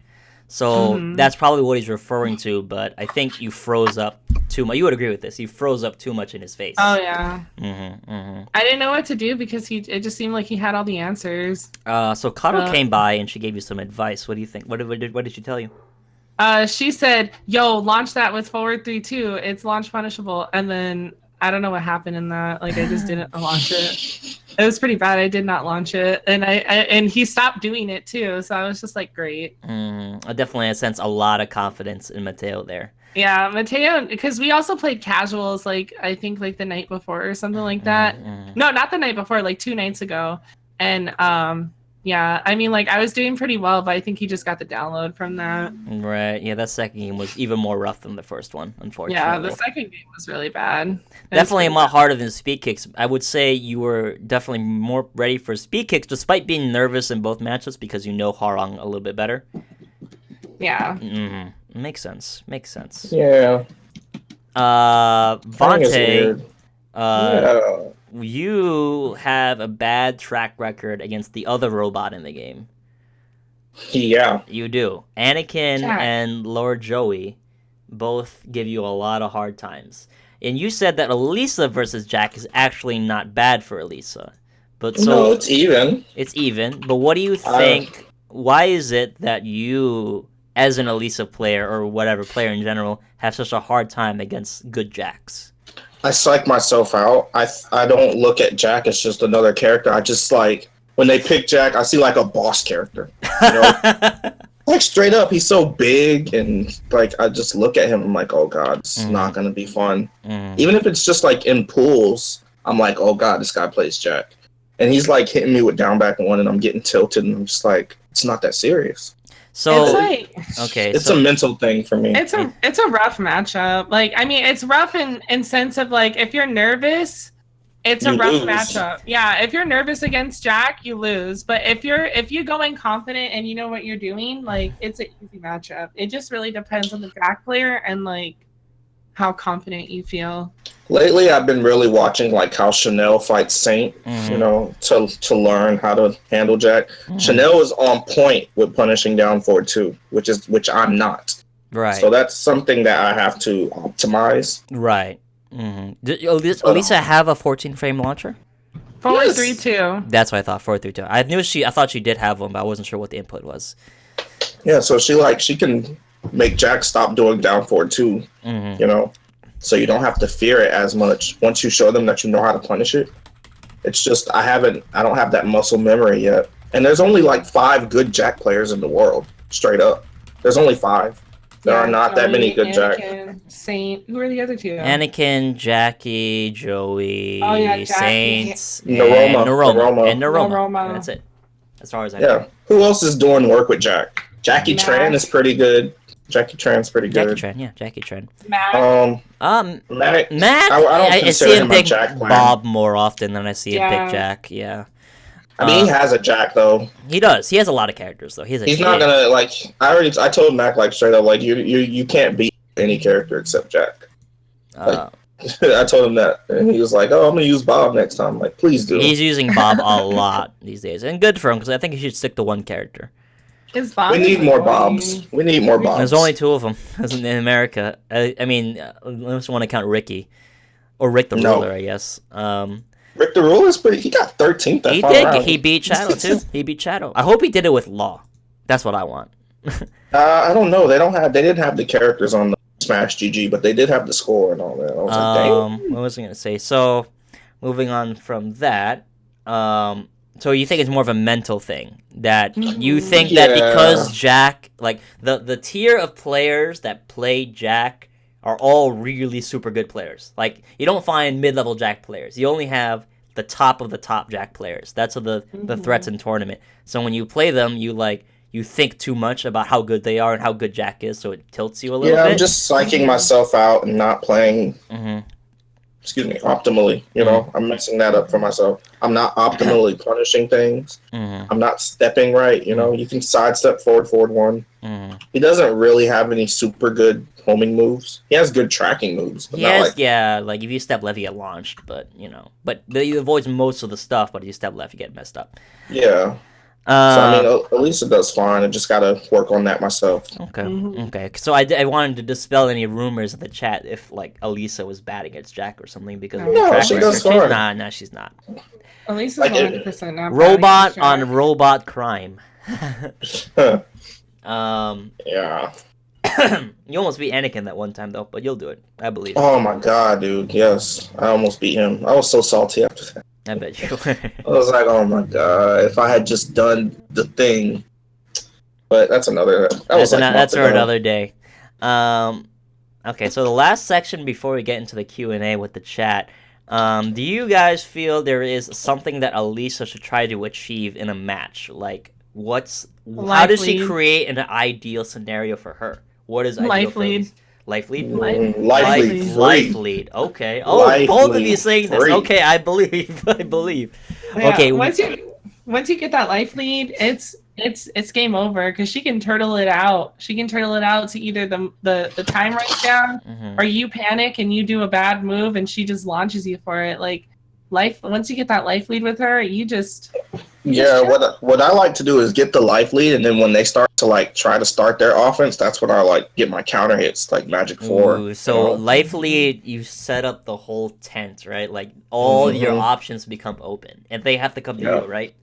Yeah. Is that what you would really do, Kawaii? Is if you got the life lead, you just wait for them to kill themselves, or do you still go in?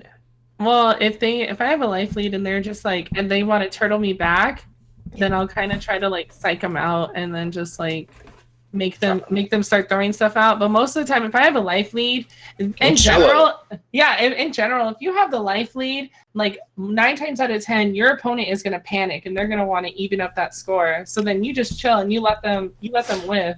Bro, let me tell you, big like fan of that playstyle too. Alisa with a life lead on Arctic Snowfall is like a top 5 character. Oh, like shit. straight up, she's like a top 5 character, bro. If you're like in rage and she has like 90% of her life and you're on Arctic Snowfall, it's just like, what do I do? Like, it's a struggle. It is a struggle because you have to try to get in. She's using down forward 4 and jabs and just keeping you out, and it's just really frustrating. But when she doesn't have that life lead, it's the complete opposite. She goes into like a bottom 5 character. You know, she struggles making that life comeback. You know, her rage drive, if it hits, it can like really change the pace of a round. But she struggles getting the life lead back, in my opinion. I think she has really good clutch factors because there's been a couple of matches like I played online and also offline where I've been able to like really make that comeback and make it with like a hair of a life because it's like once you get that one hit to really start in your offense, like it's game over because then people are trying to panic to destroy you and then you just I don't know what it is. It's just like I start seeing red and I just start reading everything. Especially like once if I'm like down a life lead and I get like running 2 off of my opponent, like it's pretty much game over from there because then I start playing extremely stupid, extremely tricky, and then I already know my opponent's desperate to destroy me, so it's just like the reads are just off the chart because I already know it's like if I have this much health and they're trying to stop me, they're gonna probably go for a low or go for a mid, and then you kind of just make those reads from there. I feel it's kind of 50-50 when it comes to like her comeback because you either can get that one move that can really turn the game around, or she just sinks. That's going back into what you guys said about hard to open people up. It's hard to get free damage. It's hard to get free damage with her, right? Yeah. Like, I'm not going to be making comebacks with down back 3, you know? It's just not happening. Right. Yeah. I wish. I feel that way about Law sometimes. Well, that is one of his weaknesses, though, making comebacks. Okay, so just life lead. So that makes a lot of sense. Is like you want to maintain life lead. However you do it is however you do it, but life lead seems to be the most like creating the like I'm gonna win scenario the most. It's just life lead. All right. And honestly, like pay attention to the time. Like if you got a good like 30% on them and there's only like 17 seconds left, just backdash and just lame it out. Yeah, you just wait. Lame it out. Like then they're gonna obviously be more aggressive and start doing things, but you know you can use that to your advantage. You know if you understand how they're gonna try to approach that situation. You know so. Just gotta be smart. Gotta be smart. All right, makes sense. All right, guys. So we're gonna open it up to the Q&A. If you have a question for any one of us, please keep it civil. I'm banning your ass. And so what should I just like keep the? Yeah, you can just keep the chat open. You either at me, at Kawaii, I don't know if you are in the chat. Obscure. I didn't see your name there. Either way, just at them and then go ahead. You know, just go ahead, guys. So do we just answer any one we want, or you could say which one you want. Like read the question and then All right, I'll let Kawaii go first. Please. I mean, it's for like anything. Yeah, you know. Whoever wants to add us at me. At me, my you are in the chat. Yeah, you are in the chat. I don't know if Obscure's in the chat though. I got it pulled up now, so. I'm okay. I can see it. They're so excited because like I see that this has like really brought up a lot of like discussion. Which you don't have a lot with characters. Okay, so a Lover's Gaming asks, who are your favorite players to face in tournament? Kawaii, go first, I guess. Players? Like actual people or just like characters? I think it means players. I've never faced Vontae in tournament. However, I love playing him in casuals whenever we get that chance to play casuals because I always learn something new off of him. Like I'm always learning something new off of him. And same with CuddleCore too. Like it's one of those things where it's like I like playing them. I've never played them in tournament, but I like playing them when I get the chance off like doing sets after a tournament or something. That's like one of my favorites. There's a lot of questions. I know. I'm trying to keep up. So Vontae, go ahead. We gotta keep this question short. So. What are your favorite players to face in tournament? Yes. I like fighting Koreans because I've never fought a Korean in tournament. You like fighting every time I fought I love fighting I love the feel. It's gonna make me sound like a scumbag. It must be like the ATL in me, but I love the feeling of knowing that they came all the way here just to lose to me. Boom! Get wrecked, Asia. Okay. Like I've played Mamba at Evo. He's probably the best Katarina in the world, maybe. He's a Japanese player. And I beat him in a really close set and popped off and he looked like so mad. But I was like, yeah. Okay, so this question is what should I do with Alisa if I sidewalk to my opponent's back? I don't have a good comp. 1-2 and hold the second 2 because you will get a launch off of it. Okay. Fair enough. Yeah, I don't even need to answer that. She covered it perfectly. Is Alisa's chainsaw stance good? Yes. Oh yes. Oh my god, it's so plus. A lot of the frames on her chainsaws are just so plus. It creates perfect pressure. The most perfect pressure. But what's like a weakness to it? You just I mean, if they find like a hole, like they can press, that's usually bad. Yeah. She can't hold sides.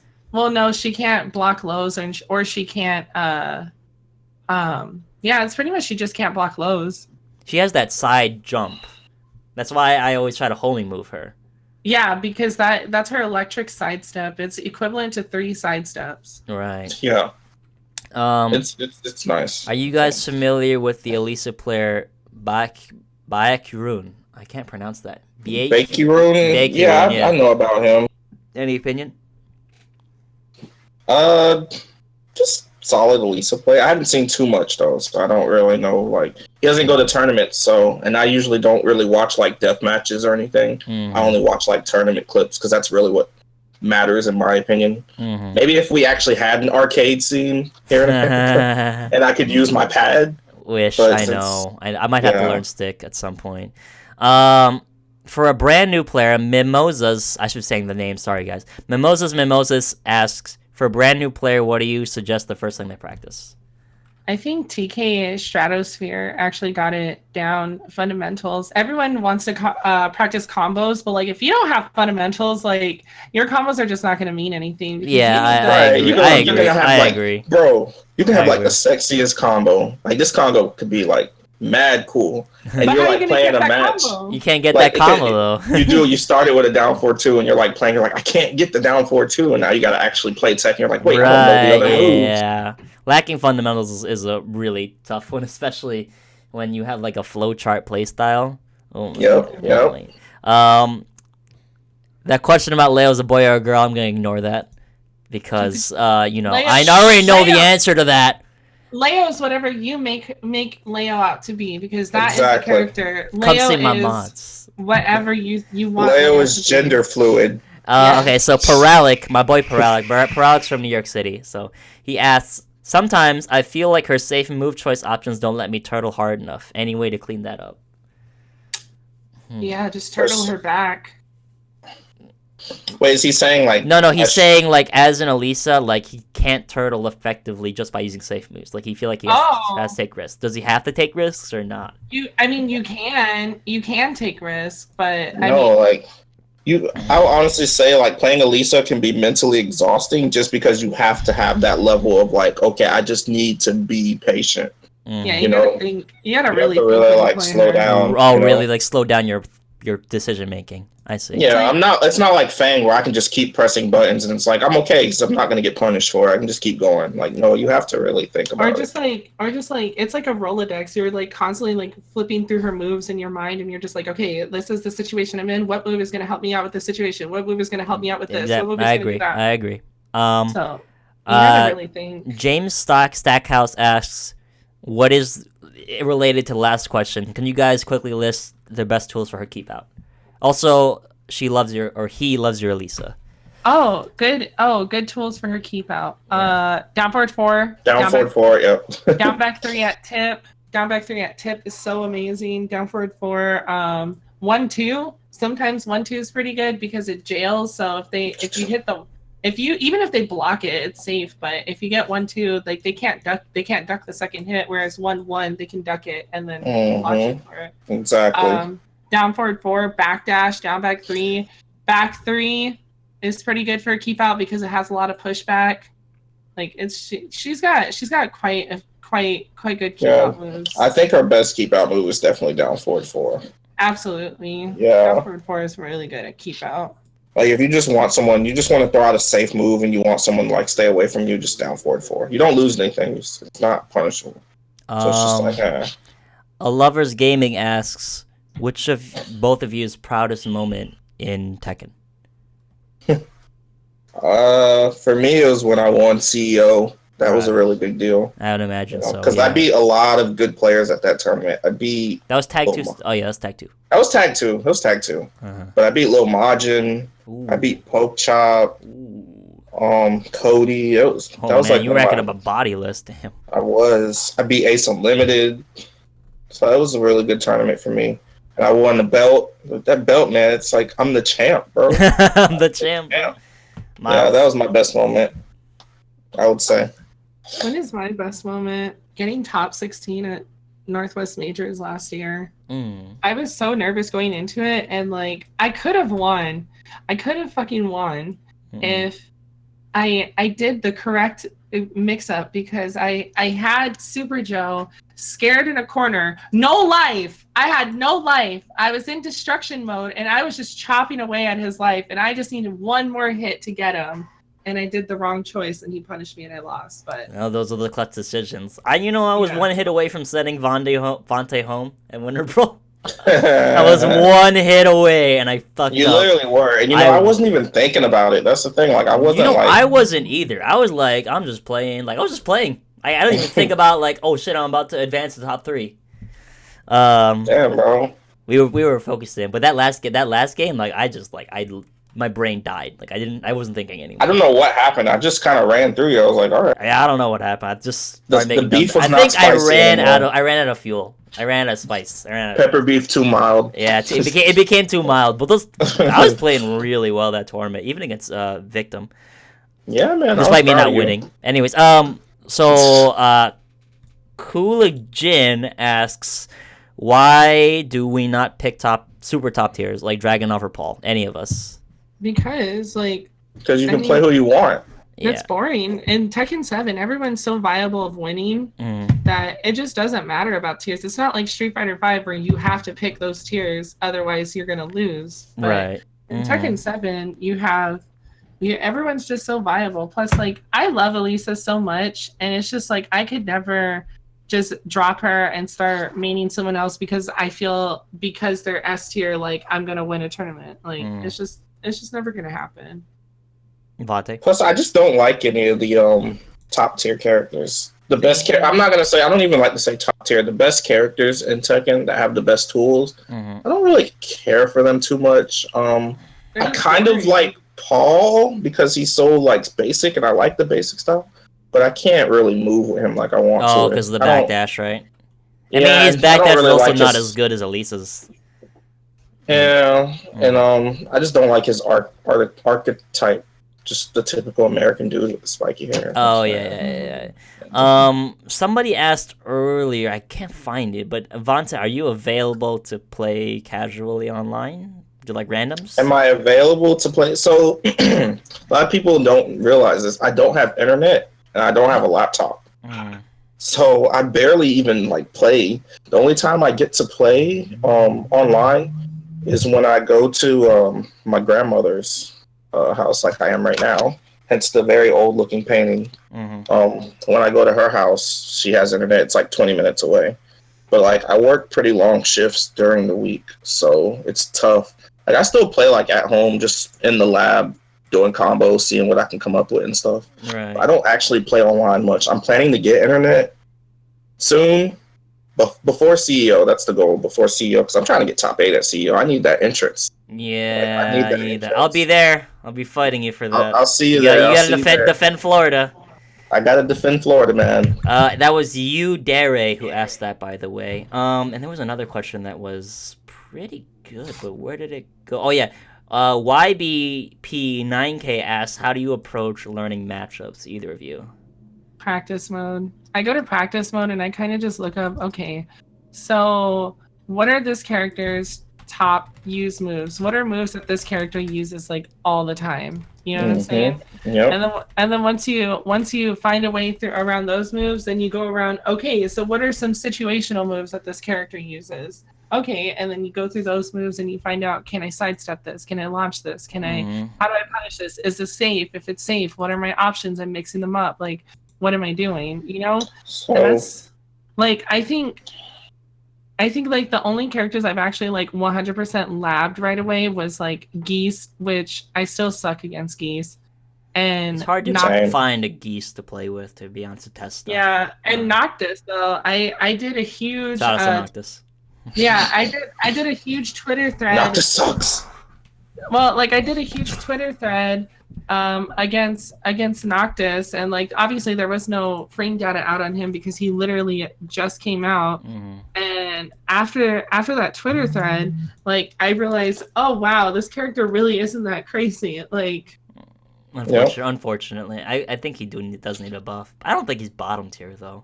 I don't think he needs a buff. I think he needs to be. He's fine where he's at. He needs to work. He's honest as fuck. He needs to work a lot, except for the just work to elaborate on what she said. I definitely agree with like learning the things and how to beat their best moves. but you have to also know how to actually do it in a match. Because I know how to punish Jack's down 4-2, but do I ever do it? No. You have to actually like practice it You against do. someone as well. You do. Even You if it's just a scrub, even if it's just some online like scrub, like straight up, who just doesn't, who has like 5,000 wins at Warrior and doesn't want to go to There's tournaments. a poll on PC. Every time I play him, he has 300 more wins on his belt, and it's like Oh, every 2 days. Like Is it no pain? It no is gain? no pain, no Oh game. my God. Lord, no pain, no game. He's famous so- now. 340 people who like Tekken just heard his name. He's famous. He's so bad. He is He so is bad. really bad. But I mean, I gotta give the kid. He's definitely a kid. There's no way he's playing this much Tekken while having a job at the same time. There's no way. Absolutely not. He plays so he's crazy because like he'll only keep playing you if he wins. If he loses, he's Yeah. out of there. He's out of there. Yeah. Never death matches. And if he beats you one round, he's key charging every single Key time. he charge, beats you. item move. I'm He's just like, like- woo! He's like King Ray Jr. or something. Now that is a scrub. That's a scrub. And he's Paul. That's actually And he's a scrub. Paul player. Of course he's a Paul Of course, player. he's a Paul player, right? Yeah. So somebody Okay. keeps asking, how do you take off Elisa's head? You have to press 1+2, right? Is it just 1+2 or is it down 1+2? I know it's 1+2 is involved. Yeah. Yeah, I never do it because I'm never thinking about it. I just win and I'm just like, Rematch, you know. Lovers Gaming asks, has there been any changes to Elisa's T7 movement that you don't like compared to previous games? Is To it her what? movements? To her move list. Her move list. Oh, her move list that Yeah. I don't like? No, I like her move list now, honestly. I don't think they This really... was a pretty good form of Elisa, to be honest. Down 3 was a great addition. Yeah, that's just... Why does it have to be lost punishable, though? Because it's so But good. it's like it's plus on hit though. And that tip range, you get the guaranteed follow up. Damn. I think I like that in this game. I still stand by they made her more complete in this game than they have in past games. Like I agree down with 3 that was too. needed, and just her stopping from flying, like it's pretty simple. Yeah. So, Hui what else? Jorgasm asks, do you break throws on instinct or is there a secret trick? There's a combination. I'll answer this. Like a combination of like, you need to practice it and you need to know when they're gonna throw you, because you're not gonna break throws if you've never practiced breaking throws before, because you need to be able to recognize the animation. But there's also like, you need to play, like if you fight Paul, you need to be ready to break throws, because that man has like 5 throws and they're all different breaks. Well, they're not all different breaks, but you know what I mean. Or like Dragunov, or he has especially command King, or Heihachi, or Law, or Jack. Nina, or Gigas has that 1+2 throw, does like 1 billion damage. Jesus Christ, yeah. I mean, in Tag 2, Wang had Waning Moon, so, you know, you had to break that shit for sure. So, you gotta be aware of what character you're fighting against to really be aware to break throws. And if someone does throw you with a command throw, you gotta wake up and be like, okay, there's gonna be throws happening in this set, so I need to be watching those hands. And then in practice mode, you need to train against... Like, I would say, like, you should train against the characters that are the most, that tend to throw a lot, like Paul, or like King, or Dragunov, or whatever. But you need to also be able to, like, see everybody's animations, because some people have weird arms, you know? Like, you remember Troger in Tag 2? Can't see that guy's arms at all, even though he's, Freaking like, snake 500 arm. pounds. And he lagged the matches. Yeah. Yeah. Freaking boss characters. Hell, what's up, Nick? We were just talking about you earlier. Oh, hey Nick. This is T7 Chicken, awkward. shout out to T7 Chicken. Yeah, so you need to practice the, like, I would say my drill in training mode is to set up a character that has all 3 throws. Make one option, all the options are dash throw, so dash forward 2+4, or dash down forward 1+2, whatever the throws are, right? Do all 3 types of throws, and then have one command function is just dash to nothing. So you're always guessing. And then if your character that you're training against has a seeable low, you want to do dash that seeable low. So you're not always just looking at the hands. So you just keep doing that a lot, and then eventually it'll become like muscle memory. Because when you start out, you're going to get messed up a lot by the bot throwing you, but you're going to eventually get better at it. I like that. I never thought of that. Yeah. Dash up, seal below. That works. Yeah, because a lot of people are gonna do that because you throw at short range. Yeah, of course. I Nash should go back to play Incog. Anyone else? I see some questions in here still. Yeah. Let me see. Looking around. If you guys see anything, go ahead. You can answer it. Oh, question. Do you ever have had emotions when you play Tekken? From Sense Sonic. Shout outs to Sense Sonic. Lord Sense Sonic, another Alisa bro, right? Yeah. Yo, let's cry. talk. I cry. That's my emotion. I just start crying. Don't cry. We love you. I know, I cry. I just get really emotional and I cry. Yeah. I'd be popping off and like messing with the crowd and taunting and stuff. I just have fun. Just have a good time. Yeah, having a good time is a good thing. Yeah, I think I made a tweet a while ago about how you should like take your ego and pride away from you when you play, because it just tends to make you really emotional and then make you make bad decisions, you know? Like, even if you're playing the scrub and you lose to him, it's like, well, okay, if you are as good as you think you are, why did you lose, you know? People are like, oh, well, because the character is BS. Yeah, you can't let that happen to you. You gotta just like play it out, and like if you are as good as you say you are in the moment, then you will win. If you're not, because the game is trash, bro, then you will lose. So that is what it is. The monitor was lagging. No, but low key, high key, the stream setup for final round was hella laggy. I also heard E-League also had some laggy setups too. No, if you heard it from Trey, he's just salty. Oh, P-Link. I heard it from more than one source, but it was from the losing team, so. Of course. Of course, right? Of course. Bro. Paralic asks again, how do you use back forward 2 with Alisa? Back forward 2? Yeah. That's our power crush move. So I mean, you can kind of just throw it out at mid ranges just to see what happens. It's safe and high, right? It's high. It's safe. Yeah. It's 16 frames. It's Ooh, good it's for fast. it's good for punishing Demo Man. Yeah, Demo Man, Asuka's back 3. Just those weird moves that push back a lot. It's definitely not a knock this down forward 2, but it gets the job done. It makes people stop. You know, and it wall splats, so that's cool. So if you think they're gonna throw out a button when their back's against the wall, you can use that, power crush it, and F them up from there. She gets nice, beefy wall damage. Okay, so I think we'll do one more question. Do you think we'll stop the monster we call JDCR and Saint? You mean like America? Or me? I mean, I beat Saint once, so you gotta hold that. But, I don't know. I don't think I cannot this year. I think someone said that, like... Someone said that... I don't get salty. Saint is 100% the only beatable Korean. John Ding. Huh? John Ding. No, Saint is not the only beatable Korean. Yeah, bro. I would say it's more than no. I heard that though, but I feel like they're all beatable. Yeah, they all human. They all human. We just refuse to adapt. Bro, like straight up, let me just like fight JDCR, but don't tell me I'm fighting JDCR. Like, put a cloak on this man. But don't psych yourself out. Yeah. I know JDCR does really bad against Alisa. He does. He does he?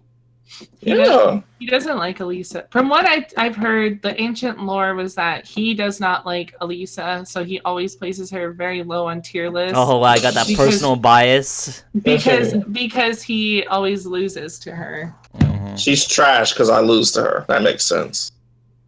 But I played JDCR. It was ancient lore. There was one more question that I thought was really good. Oh yeah, Cracked LCD asks, "What do you do as Oki for Alisa? I know Oki isn't her strong suit." Oh, it's really not. Man, her Oki was so good in Tekken Tag too. I'll do one more question. There's another good question, but then that's it. The last one. Yeah, it's situational though. Like if you get a 1 throw, you can do down 3, and if they just get up, down 3-1 is guaranteed. It's guaranteed. Yep. If you get like while sending 1+2, you can just sidestep and do down 3, down back 4, sidestep down 3, counter hit down forward 1-4, and they're face down back. You know, you can do down back 1+2, or just do like back 3 or something. because if they anticipate the rocket, they can launch you for it. So it just kind of depends. She's very situational. She's not very high on Oki, but she does have some Oki. Yeah, it's just like she said, situational stuff. Okay, and then the last one is from Sense Sonic again. He asks, "Does your pride ego ever get in your way when you play Tekken?" No. Nope. Nah, I because I just still don't. I haven't. I'm not where I want to be yet. I don't feel like I'm the best, and like y'all are just scrubs. Like I don't Same. have that, you know. Mm-hmm. And I've definitely seen still that. have I've some- seen that type of player before. Mhm. Yeah, like I still feel like there's a level to reach that I have not reached yet.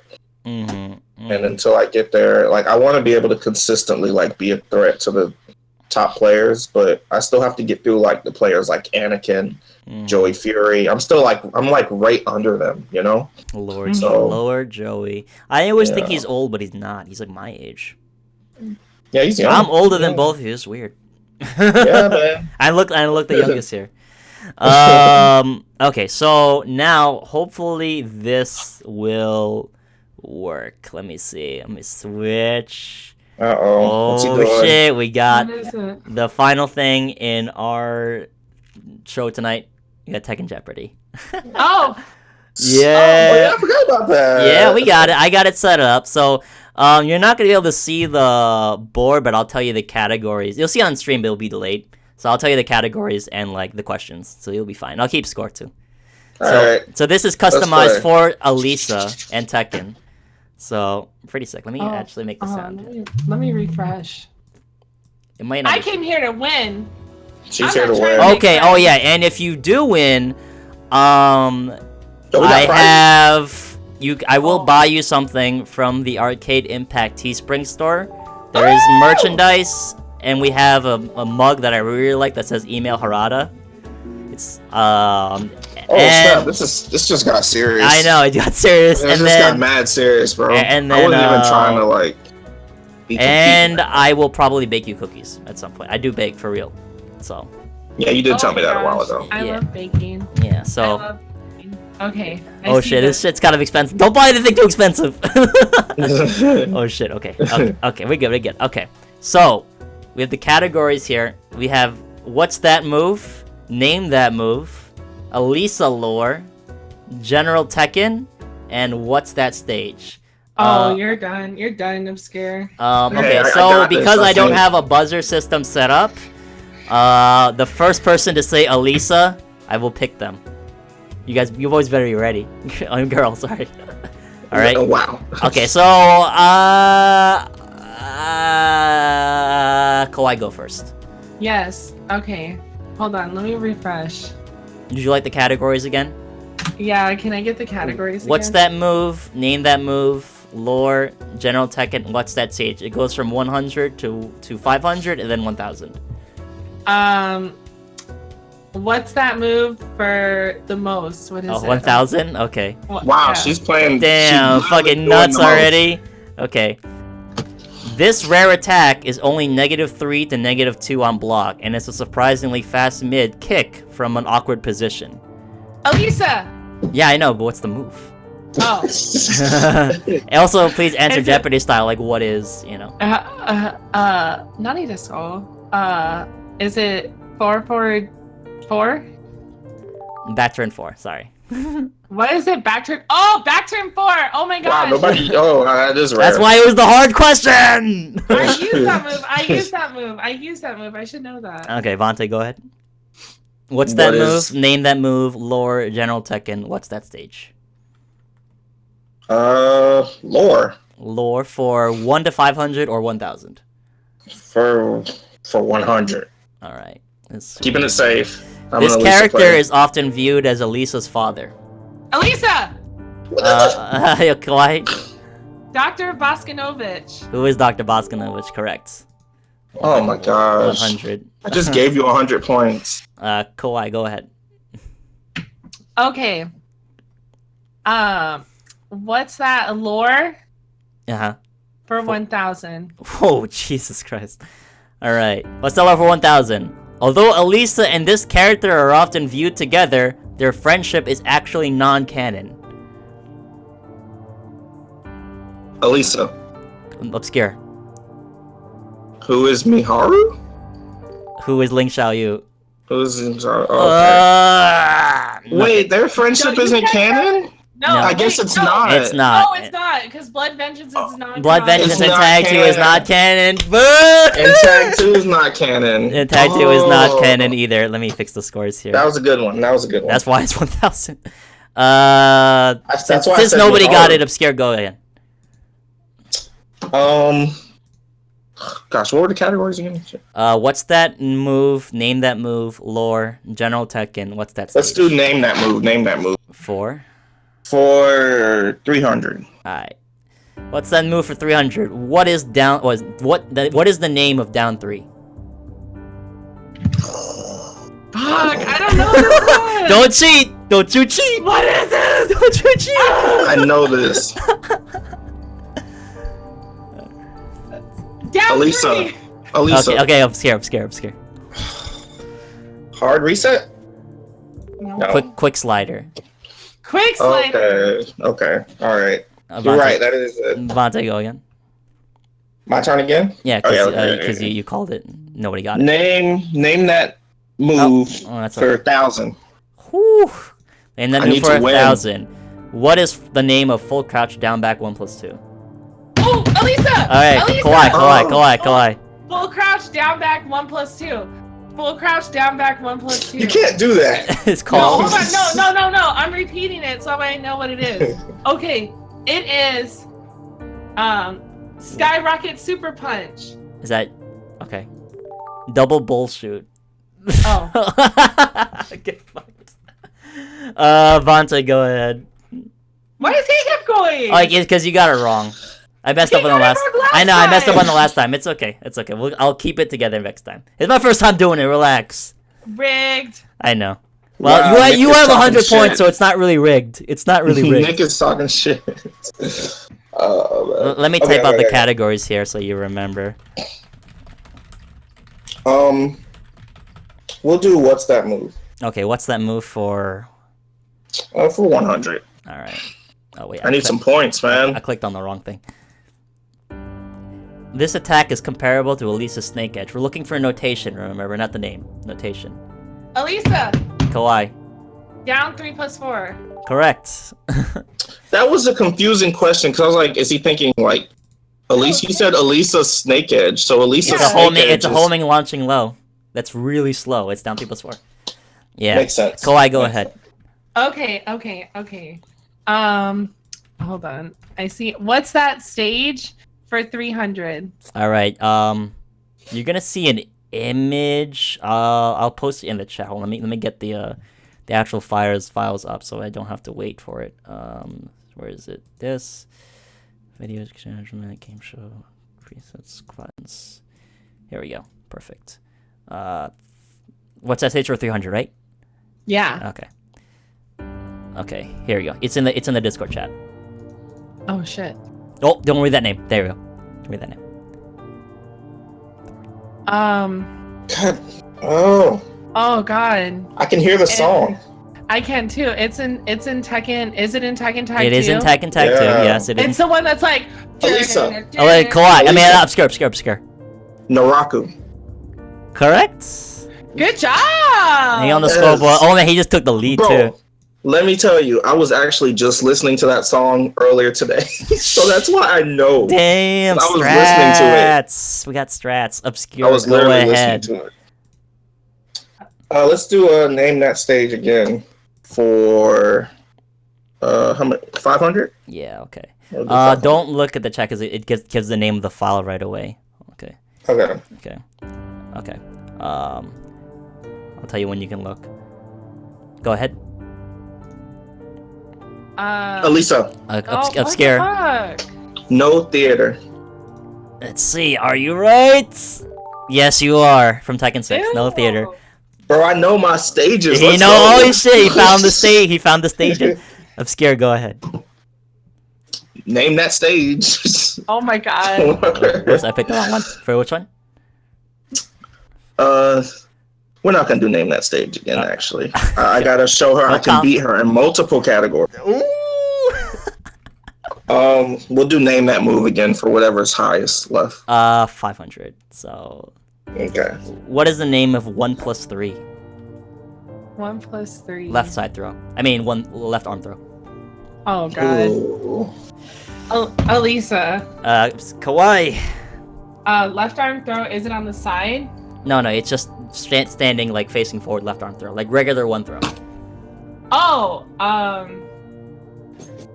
don't know it. It's like a flying throw. I don't know. That's the one where she flies around. You want to guess Yeah, flying? she's like. All right. It is trigger shuffle. Trigger shuffle. Nobody gets that. Kawaii, pick again. Okay. What's that move for 500? That's the one we just picked. Oh, what's that?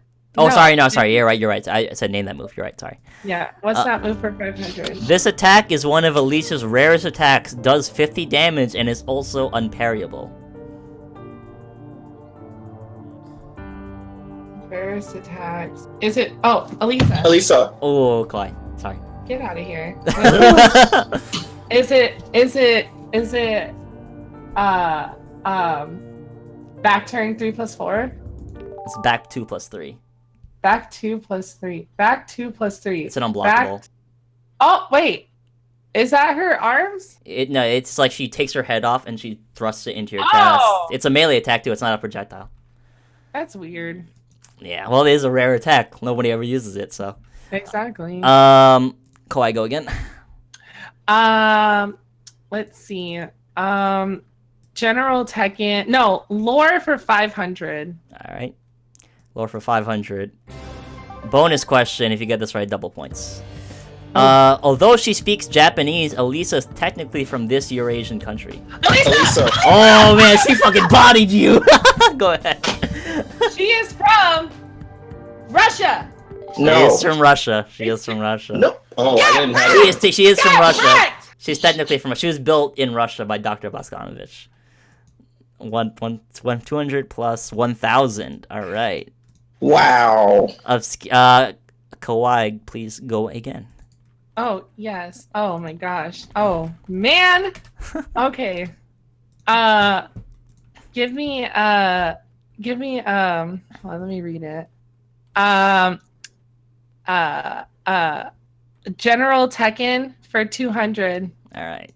General Tekken for 200. Bonus question again. Double points. In Law's Tekken 6 ending, he doses this food with a laxative. Alisa. Kawaii. Ramen. What'd you say? Oh, no. Ramen. It is pizza. Sorry. Oh. Oh, I knew that. Since you got it wrong, but nobody guessed, it goes to obscure. Okay, go ahead, Obscure. Yeah. Stages for whatever's highest left. 1,000. Okay. Stage for 1,000. Let me get it up here. Don't look. Oh wait, hold on. You may look now. Alisa. Obscure. Oh, I need the name of the stage, You though. need the name of the stage. Amnesia? It is not. It is Great Plains from Tekken 5. I said the name of the song. Kawaii, please go. Okay. Lore for 400. All right. During the majority of Tekken 6's story mode, Alisa is in this mode. Alisa. Ooh, that was close. I'm gonna count to I 3. totally I'm got gonna that. count to 3 and then do it again. You ready? 1, 2, 3. Alisa. Holy fucking shit! You guys are good at this. It's the Tekken reactions. It's the Tekken reactions. Okay. When I say go in my random sentence, all right. If I'm flying down on the street, go. Alisa. Oh, come on. Yeah, well, you gotta pay attention. Tekken reactions. Oops, sorry. I guess the question. Don't look at the answer. During the Wait. majority of Tekken 6 story mode, Alisa's in this mode. Alisa's in this mode. She is in standby. I will take that as an answer. That's acceptable. What? The answer what- is safe mode, but a standby mode is also acceptable. It's similar Oh, thing. yeah, she's in. Ooh. What was that? 400. So let me fix that. Plus 400. How much is this? I gotta do the score. I gotta find a better way to do the score, but it's okay. I got this. No problem. Kawaii, go again. Okay. Lore for 300, please, sir. Okay, lore for 300. This character fights This character fights Alisa in Violet Systems. Alisa. Kawaii. Lee. Also Nina, but also Lee is acceptable too. Because Oh, I forgot okay. about it earlier, so it's fine. It's both answers are acceptable. Both answers acceptable. Both answers acceptable. I was gonna say Alisa or Lee. Yeah. Yeah, both both answers acceptable, so it's fine. Kawaii up to 1900. Go ahead. What is lore for 300? 200. You did 300. 200. Elisa and this character is the first character Elisa meets during Tekken 6. Alisa. Obscure. Lars. Correct. 200. Good job. Thank you. Ooh, I think that's a pity class. Probably. All right, Obscure, please go ahead. Give me whatever's the highest thing left. Okay, I think there's more than one of those. Let me see. It's General Tekken. Just General Tekken for 1,000. You want that? Yes. Okay. This Paul 3-hit string, when the second hit is counter hit, it guarantees the last hit and a death fist. Oh, I know the string, but I don't know the notation. Still anyone's call. Elisa. Kawaii. Demo Man. Nah, I'm afraid not. Oh. It was 4-2-3-1. 4-2. 4-2-3-1. Which move is that? It's a move that nobody uses. A bad move. It is a bad move, but it does a lot of down hit. Obscure, since Kawaii got it wrong. What is General Tekken for the highest left? 500. 500. This Asuka move, despite not being Lars, is often referred to as an Arc Blast. Alisa. Alisa. Kawaii. 1 + 2. 1 + 2. Correct. I know my waifus. Oh, is that 500, right? Yeah, 2,400. Kawaii, please pick a category. What's that move for 400? Okay. This attack, added in Tekken 7, is a long-range attack that becomes safer the farther it hits. Added in Tekken 7, it's safer the more longer it hits. As in, like, the farther it hits, like, it has a long range, and if it hits you late, it becomes safer. Is this still Alisa? This is still Alisa, yeah. Oh man. Alisa. Obscure. Forward. It's down 3. Damn. Is it safe? Yeah, Is it becomes safe. It doesn't become as launch punishable if you block it late. Oh. Kawaii, please pick. What is... Name that move. We have 100, 200, and 400 for name. What is that? What's that move for 200? Okay. This attack is primarily used as Alisa standing 10-frame Punisher. Oh, Alisa. That was me. That was Obscure, yeah, that was Obscure. Go ahead. What is 1-1? Yes. That was for 200, right? Yeah. 1,200. Oops, I'm making it too big. Obscure, please pick category. Is there anything left in stages? Yeah, there's 400, 200, 100. We'll do 100 for stages. 100, okay. That's an easy one, I think. Hold on, don't look at it. You don't look at it. Look. Alisa. Obscure. G-Corp. I mean, it's not Obscure, Helipad. yeah. It's Kawaii. Yeah, G-Corp Yeah, Helipad. G-Corp Helipad Knight. Yeah, I was gonna say, if you said G-Corp Helipad, then you would have got it wrong. Correct. That's totally during the day. I don't know what you're talking about. It's slightly overcast. Yeah. Kawaii, please go ahead. Okay. What's that move for 300? Okay, last one in the category. This mid attack with a special mid follow-up is generally used to access Alisa's full crouch mix-up and a mid poke. Oh, Alisa. Kawaii. Back one. Back one. Very good. What was that for 300, right? So 2,300. I don't know if I have a double Jeopardy set up with this. So if this finishes, that's it.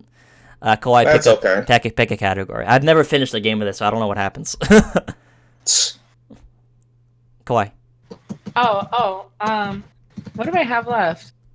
You have everything up to 400. Nothing in what's that move. Name that move. Nothing in lore. General Tekken. What's that stage? Can I get name that stage for 200? Okay. Or what's that stage? Yeah, what's that stage? Do not look. And look. Alisa! Ooh, you got bodied. Yeah. Moonlit Wilderness. Very correct. What is that for 200? Ooh, I should make that was harder easy. ones. I should make harder ones for these stages. That's easy. Well, you should have said it first. Kawhi. Oh, okay. Oops. What's name that move for 200? What is the name of down 4-2? I think I actually remember the name of this. Alisa, Obscure. pickup. It is pickup. Pickup. Man knows his move names. That one, I had it on the tip of my tongue, but I just couldn't get it out. Obscure. Please pick category. Let's do name that move for 200. We already did that We one. already did. Oh, 400. 400. Yeah, 400.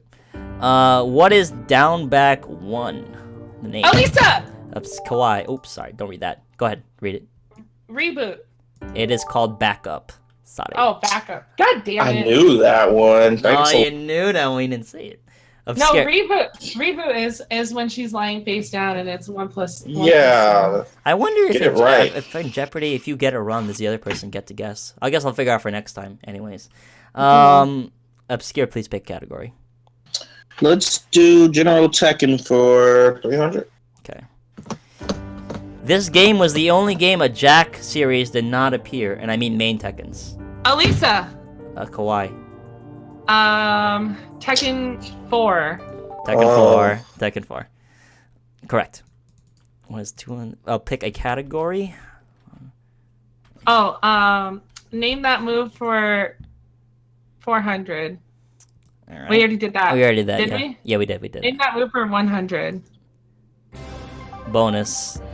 Mm-mm. What is forward 3 plus 4? Forward 3 plus 4. Oh, Alisa. Alisa, Oh, body. Sorry. Yeah. Go ahead.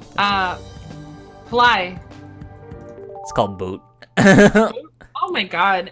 Isn't fly the same thing? That's the Tekken community notation for it, but it's not the real name of it. Boot, dual boot. Oh my god. Obscure, go ahead. let's do General Tekken 400. 100, alright. This character's nationality is often disputed and noted for his unique takedown stance, and he hits rather hard. Wait, can you repeat that?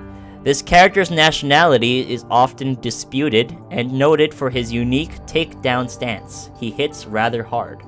Alisa, Obscure. Dragunov? Nah, it's Marduk. Oh. Man, I'm thinking Tekken 7, bro. I know.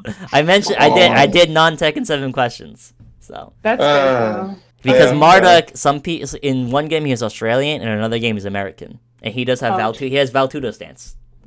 Oh yeah, takedown. I should have known that. Yeah. Kawhi. General Tekken. There's only 2 for left. One, Yeah, for 400. 100. 400. Is it 400? 400. Yeah, 400, yeah. In this game, Lei lost his accented English. Alisa. Kawhi. Wait, can you repeat the question? In this Are you game serious? Come on. In this game, Lei lost his accented English. Tekken 6. No, it is Tekken Tag Tournament. It was Tag 2. It was Tag 2. It was Tag 2. It was Tag 2. Did he have it in 6? I don't know. He had it until 6. Yeah, he had it until 6. He still did that. You are not good enough. He still did that shit. Yeah. Obscure. What's that change for 400 since it is the last one? I don't know what's gonna happen, but it looks like Kawhi's gonna win. So this is just for the pride. So Okay, go. oh, yeah. I mean, I forgot it's an image stage. I really gotta do this better with the thing. Look. Alisa. Obscure is like, what the hell is that stage? Go ahead. I don't know what that is, actually. Tekken 4 shopping mall. No. And I will give Obscure a chance to steal just this one time, since it's not gonna matter. I don't know. I didn't play much Tekken 4. Shinjuku. There is a shopping mall, but it's not that stage. I can hear the music though. Final question. I don't have a question, unfortunately, because I didn't set that up. So, KawaiiFaceMiles is your winner for the very first Tekken Jeopardy. Woo! I finally won something. Yeah, I'll set up a You final won Jeopardy. E-League. I got carried. No, you won. So for next time, I'll set up a. What does Alisa say? Still got this. Something can I say? Oh yeah. All right. So I'll give you the link for the store. So I'm so excited. Yeah. I guess I'm so try not to break my one thing, and try not to break my bank, please. Oh no, I won't ask for something. Yeah. expensive. Yeah, you can do that. I would have. Good thing you won then. Okay. So what you call it? So that's gonna conclude our show for tonight. Wow, that was a long one. I gotta figure out how to make these shorter. But thank you guys for coming on the show and talking with me about Alisa. Yeah, I had a good time. Yeah, This was so much fun. yeah. It seems like we had a good time. We had a little rocky start with the the technical issues, but everything seemed to work out. Hey, at least I was able to get a camera. Yeah. I was able to Yeah, get you a worked camera. it out. I'm very impressed with that. You won in your own way. So what else was I gonna say? So we talked a lot about Lisa. I think a lot of people in the chat learned about Alisa's strengths and weaknesses, and like generally things that she struggles with, and things that she's very, very good with. You know, she definitely struggles with like very super patient, non-mistake making players, and she has trouble with like making mix-ups more effective, and taking risks sometimes to open people up. Yeah. On the plus side, though, she's a goddess with life lead, with that movement and all those Yes. anti-approach options, and Yes. yeah, she's a very well-rounded character. So she's a pretty solid character. If anyone in the chat has never played Alisa before, and they, hopefully this convinced you to try her out, she's definitely not a bad character. She's one of the best in the game. I wouldn't say top tier, but I don't think they would either. But definitely really solid character choice. Really annoying if you fight Alisa. Absolutely right. So anything you guys have final thoughts? Anything you want to say? Go ahead.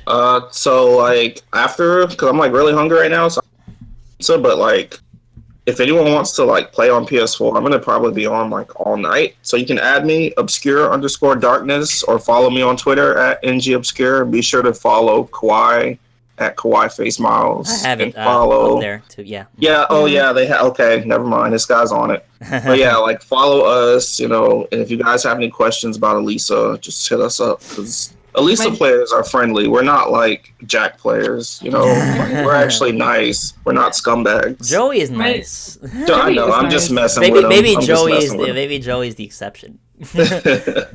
But yeah, just hit us up. We don't mind answering questions. If you're trying to pick up the character and stuff, we got you. Definitely. And that's just to tack on to that, like Obscure said, please feel free to follow me on all social media, because I have everything from Instagram to Snapchat to She does. Twitter. Wow, I didn't know to about that. Twitch. I just posted your Twitch and your Twitter. I didn't know about Snapchat or Instagram. I don't use Snapchat. It's all KawaiiFaceMiles straight across. Like it's easy to remember. And if you guys do have any questions, please feel free to always DM me. My DMs are open on Twitter, and I am always available. I'm always available to answer questions. Good. And then same for Vante. I said you'll be willing to answer questions. Yes. Okay. Cool. Please slide in my DMs. They're dry. He needs some. If there's any sponsors in the chat, we got one guy here in this call who's not a sponsored player, and I think he deserves it, and a good one too, not like the last ones he's had. Yeah, right. Oh my god. Do I play on PC for me? That question? Yes, I do. I play on PC most of the time because I like it better. It's just it's lagless. Also, quality of players generally is higher when you get higher up. I would say this was a success. Yes. Anything you guys want to plug? Any tournaments you guys going to soon? Any projects or anything you want to talk about? I do. Go ahead. Okay. Hello, everyone. My name is KawaiiFaceMiles, and if you would like an opportunity to meet me, I will be at Combo Breaker at the end of May. Also, if you want to come out to Phoenix, Arizona for Undefeated, I will be there as well. And I will be at CEO and Evo. Everything else I will announce on my Twitter for other extra stops that I plan to go to. I'm very excited, and I can't wait to meet all of you and play some games and have fun. Okay, solid. Obscure, you got anything? I'll be at Texas Showdown and Evo and CEO. No combo breaker? See you guys there. I'm still deciding between Combo Breaker and Con. I might, 'cause they're like- for me, I'll going to combo breaker and CEO for sure. That's the only thing that's guaranteed. I should want to go to Texas Showdown, but I keep not planning it. My sister lives in Houston, so it's really easy for me to stay there. Like, I don't have to get a hotel. But I don't know, flights are gonna start getting expensive because it's so soon. But I'll be at combo breaker, CEO, and then hopefully I'll be at Evo and Summer Jam too. That's easy for me to like Reddick store. So Sounds good. All right. Sounds good. so thanks guys for coming on, and Thanks for thank having guys in the us. chat.